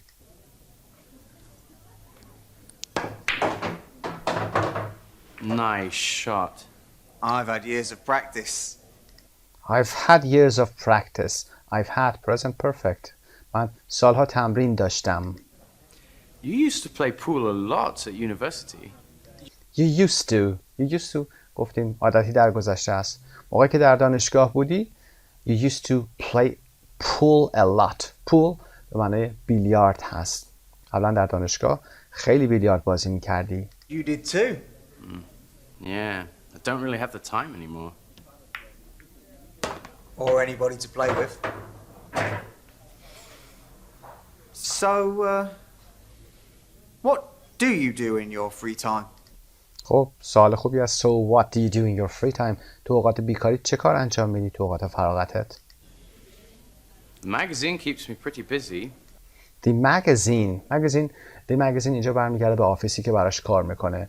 اون مجله‌ای که در اون داره کار میکنه در اون شرکت keeps me pretty busy نسبتا منو سرگرم یا مشغول نگه میداره و سرم همیشه شلوغ هست. And when I'm free, I'm usually with Jenny. Your turn. Don't blow it. Your turn نوبت شماست. My turn نوبت منه. Don't blow it خرابش نکن. To blow something.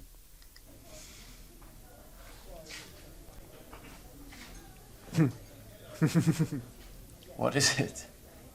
I was just thinking about you. What about me? Do you remember the great times we had at uni? کلمه یونی رو به کار میبره اینجا که مخففه یونیورسیتی هست. Do you remember the great times we had at uni? یادت میاد چه اوقات خوبی داشتیم در دانشگاه؟ حالت خودمونیش هست. You had such crazy hair. Last time I saw you, it was blonde. The last time I saw you it was blonde. به مو داره اشاره میکنه. آخرین باری که دیده بودم موات بلوند بوده. Don't remind me.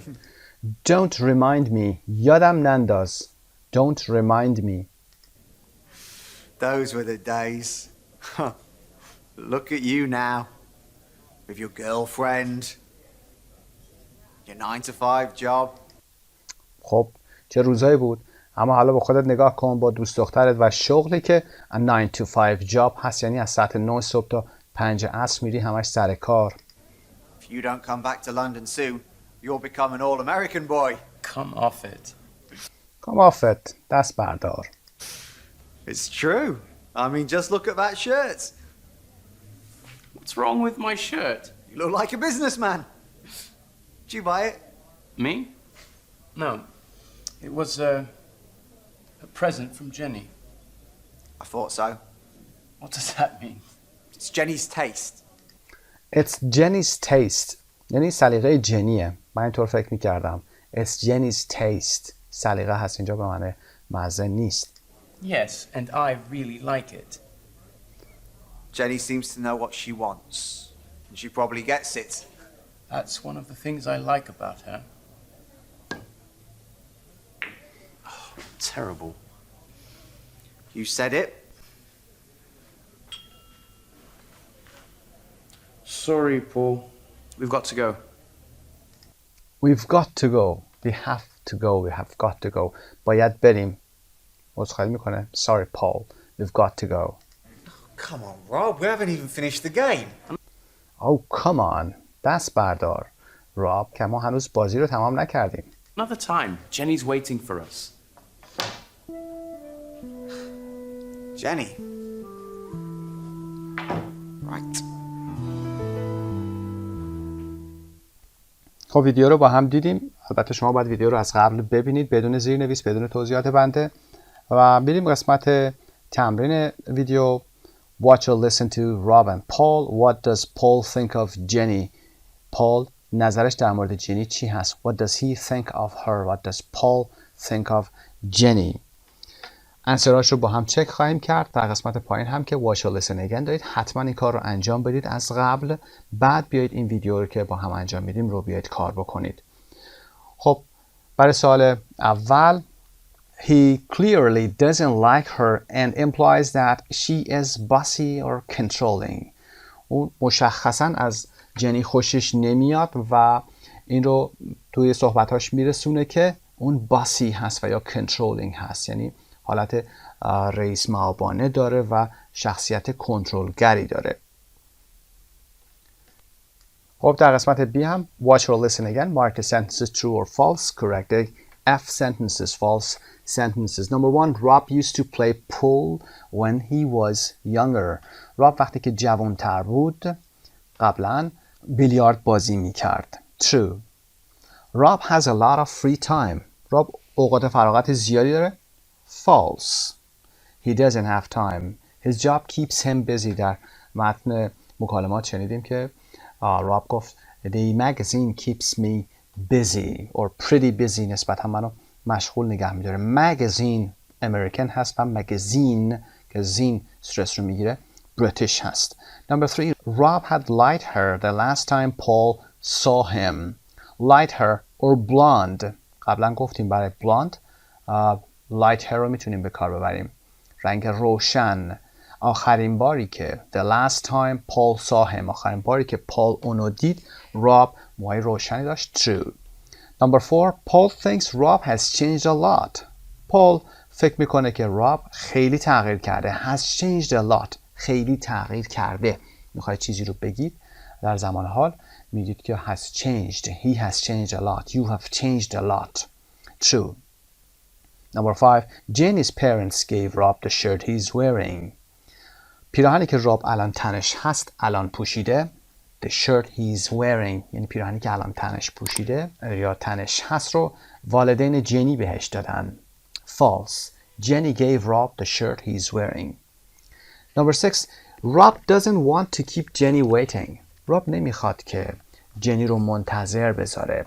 Doesn't want to keep Jenny waiting. I don't want to keep you waiting. Or don't keep me waiting. منو منتظر نذار. True. The answerمون هست. و اما ویدیوی پارت 2 مون making suggestions هست. ویدیو رو حتما ببینید. توصیه میکنم. روش جدیدی که شروع کردیم ممکنه خورده براتون تازه باشه اما قبلش حتما ویدیوها رو ببینید، یه نگاهی به تمرین ها داشته باشید تا جایی که میتونید تمرین ها رو انجام بدید و بعد بیاید این ویدیو آموزشی رو با هم ببینیم و انجام بدیم. خب ویدیو رو باید ببینیم و میتونید فایل صوتی رو گوش کنید که این کار رو باز براتون سخت‌تر میکنه، خیلی هم بهتر هست. یعنی اول فایل صوتی رو گوش کنید، بعد فایل ویدیوی خودتون و بعد این فایل ویدیوی آموزشی رو. Watch or listen to Paul, Rob and Jenny talking about what to do after dinner. گوش کنید یا ببینید ویدیویی که مربوط به مکالمات پال، راب و جنی هست که میخوام بگن بعد از شام چه کاری انجام بدن. دارن صحبت میکنن. What do Paul and Rob decide to do? تصمیمشون چی هست؟ What excuse remember does Jenny give? جنی چه بهانه‌ای میاره؟ یادتون نره تلفظش. این ناون هست. اگر وربش رو میخواید بگید باید با ز به کار ببرید. میگید excuse like excuse me. What does she do in the end? In the end یعنی در نهایت، بعد از کلی بحث. در نهایت چه کاری انجام میده؟ منظور جنی هست. خب ویدیو رو حتما دیدید. با هم بریم این ویدیو رو ببینیم. وبسایت مجموعه زبان ایرانی.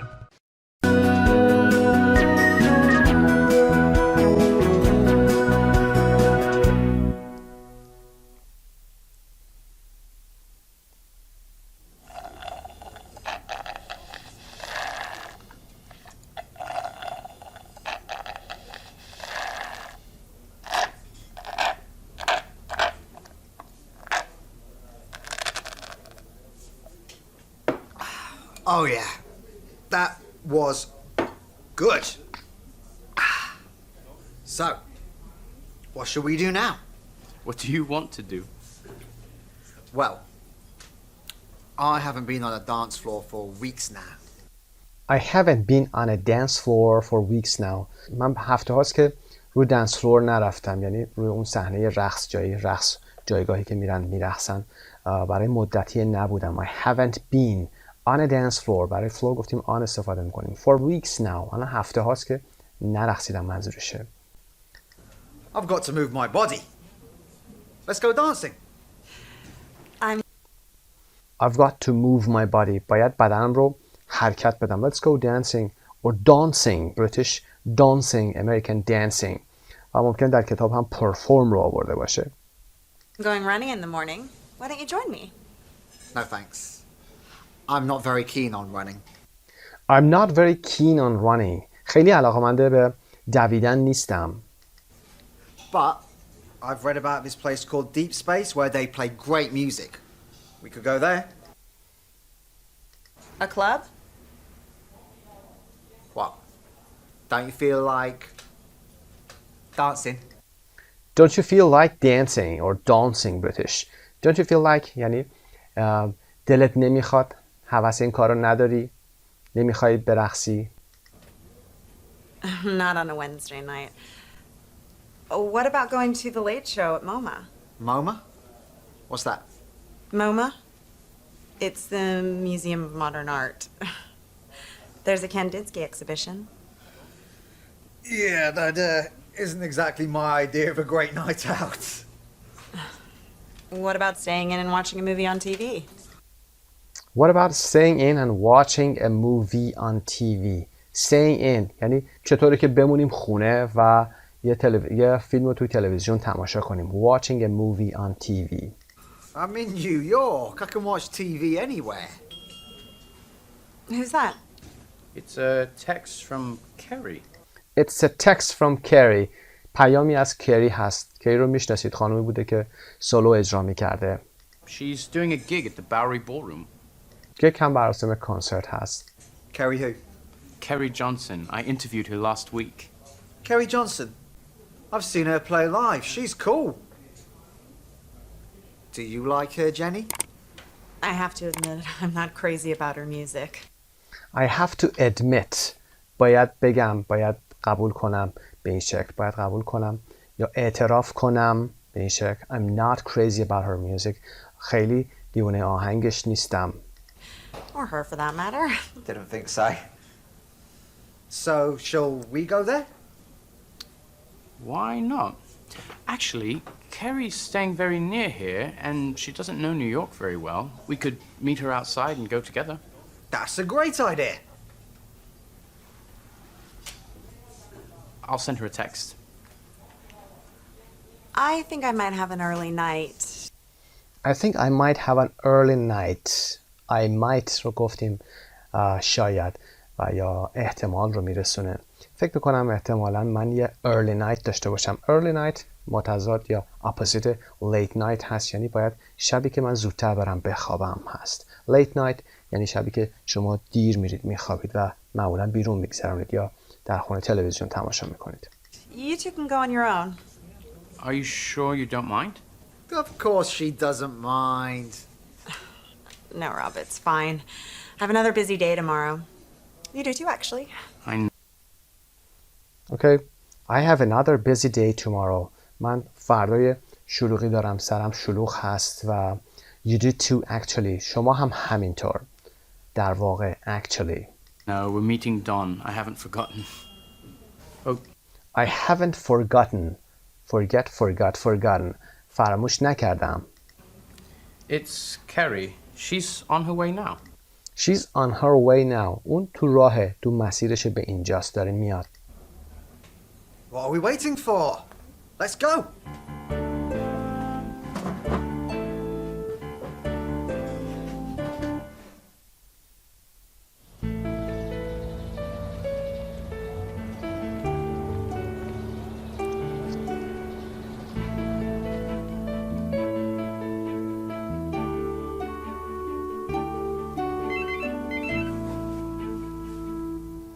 Hello? Hi, Monica. It's not too late to call, is it?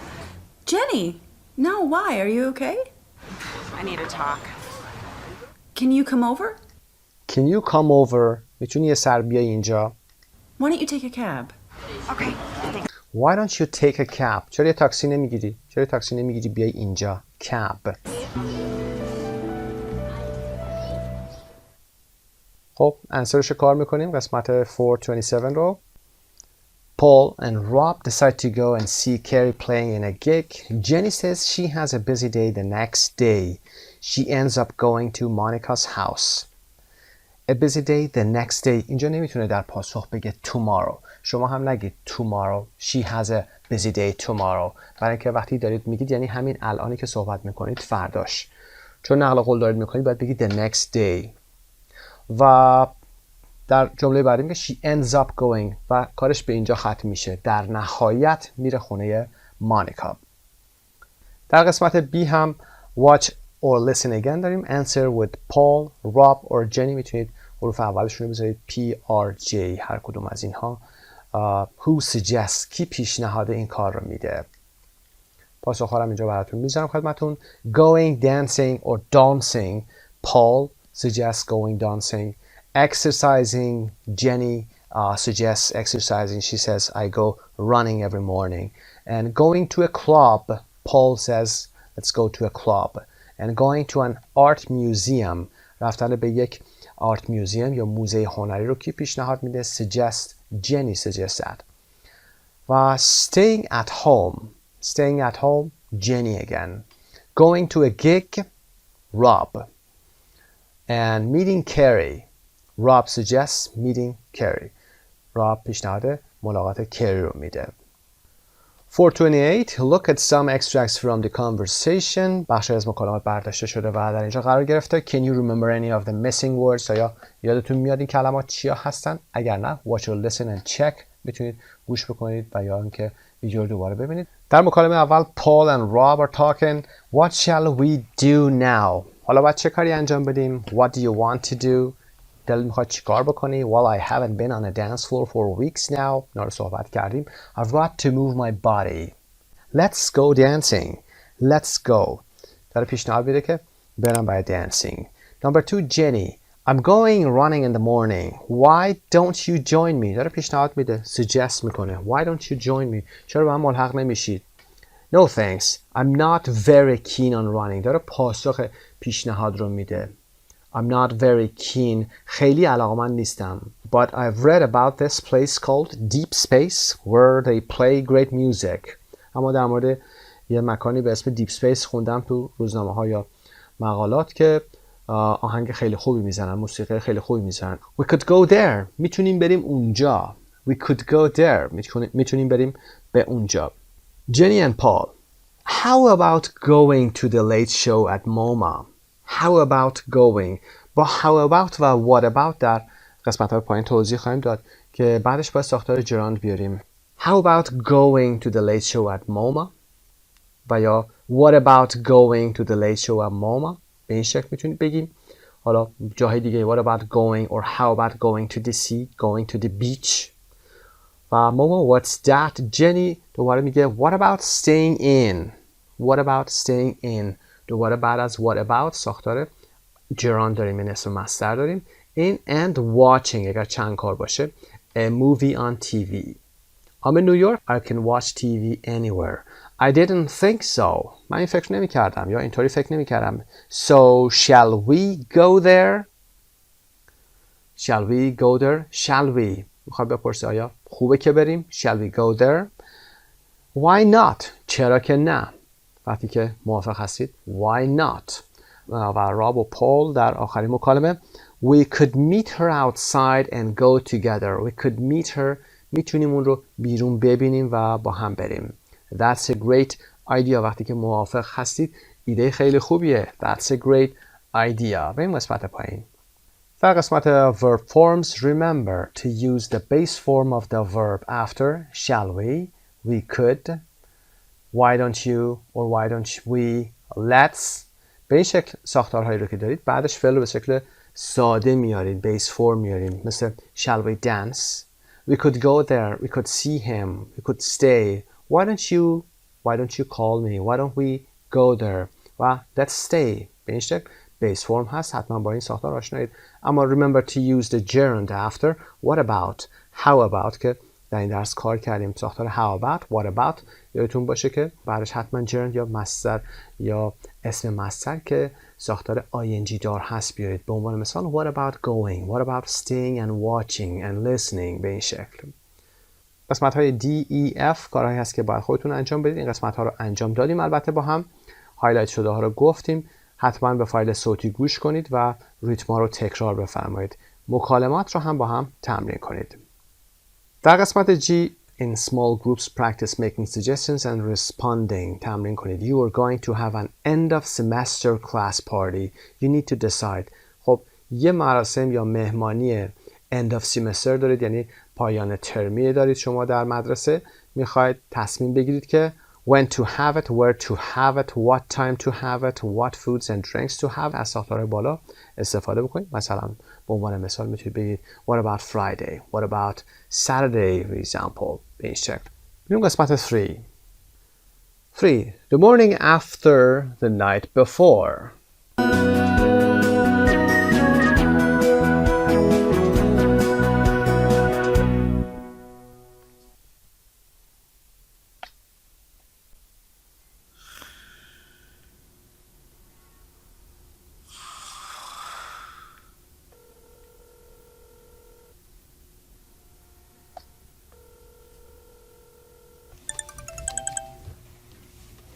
Rob? Hi, Jenny. Are you okay? Where are you anyway? I'm at home. I'm feeling terrible. We got back really late last night. Why doesn't that surprise me? You know, you're not a student anymore. I know. There was a party after the gig. Kerry invited us. And of course, Paul said yes. And this morning's meeting? In 10 minutes? That's why I'm calling. That's why I'm calling. That's why I'm calling. و یا به لهجه راب که میگه I'm calling. به همین دلیل هم هست که دارم زنگ میزنم. یعنی برای همین میتینگه هست که زنگ زدم. I'm not going to make it. I'm not going to make it. نمیتونم برسم. I'm not going to make it. We'll make it. ما میتونیم اینو انجام بدیم. برسیم. و یا I'm not going to make it. You can't make it. تو نمیتونی این کار رو انجام بدی یا به پایان برسونید.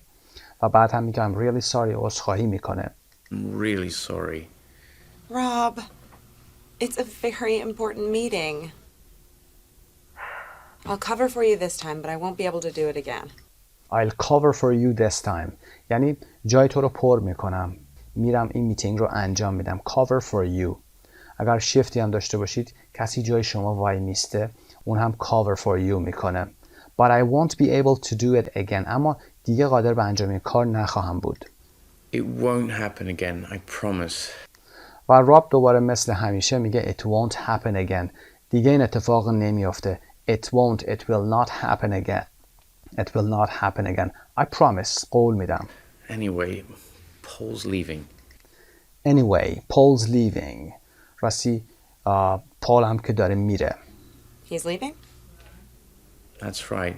He's off to Boston this afternoon. He's off to Boston this afternoon. یعنی داره میره به سمت بوستون. Maybe that's a good thing. I mean, it's not that I don't like Paul, but... I know.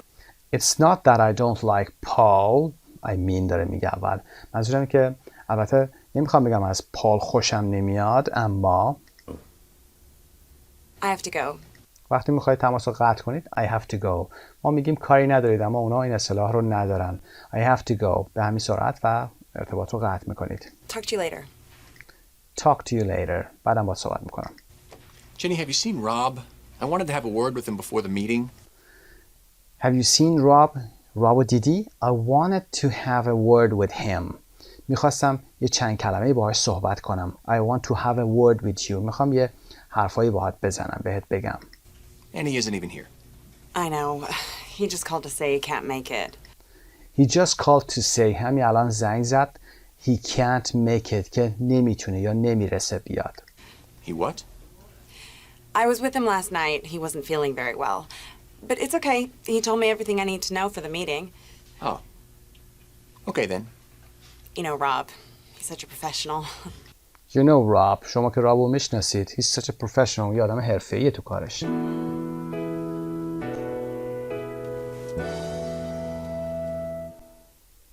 خب قسمت 430. Watch or listen to Rob and Jenny talking on the phone. What's the problem?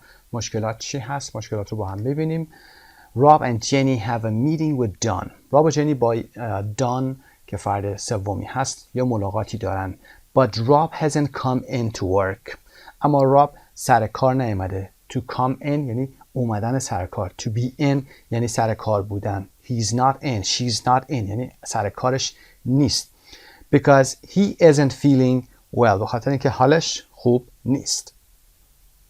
در قسمت B هم watch or listen again داریم. Complete the sentences with 1 to 3 words. از 1 تا 3 کلمه باید در این قسمت ها قرار بدیم.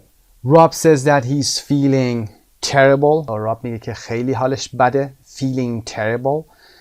Carrie invited Rob and Paul to a party. Carrie Rob و پول رو به یه پارتی دعوت کرد. Rob says that he can't make the meeting. Rob میگه که نمیتونه به ملاقات بیاد یا این کار رو انجام بده. Jenny is upset because it's an important meeting. Upset یعنی sad، ناراحت بودن. به خاطر اینکه این یک ملاقات مهم هست. Rob promises that it won't happen again. Rob قول میده که این اتفاق دوباره نمیافته. Rob also says that Paul is leaving that afternoon.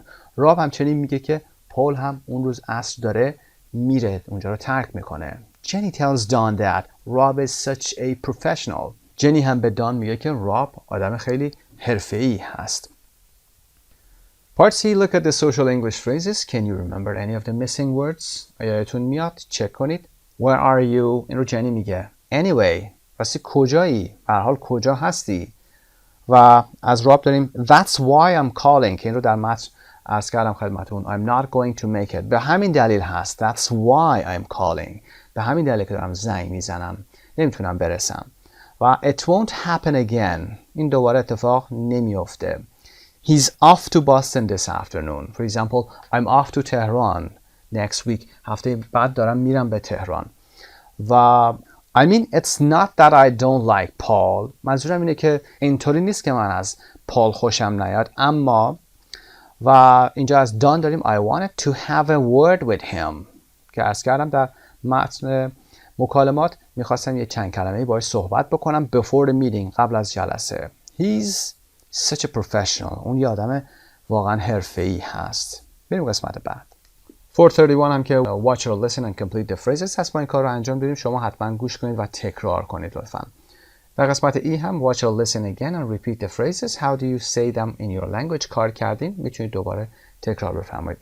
و اما can you use different ways of making suggestions؟ بخواید پیشنهاد بدید. راهاشو بلدید؟ مثلا shall we go؟ Let's go. How about going? How about staying? What about staying? What about eating? What about eating in? What about eating out? Respond to suggestions. میخواید پاسخ بدید و بگید که موافق هستید یا نیستید. I don't think so. I think it's a good idea. به این شکل. Apologize and make an excuse. تلفظ اس رو فراموش نکنید. Make an excuse. بهانه آوردن و عذرخواهی کردن. Apologize. I'm really sorry. It won't happen again. Apologize میکنید. Make an excuse. بهانه میارید. I feel terrible. I can't come. I can't make it. و غیره. خب Practical English مربوط به Unit 7 در اینجا به پایان میرسه. آرزوی موفقیت برای تک تک شما عزیزان دارم.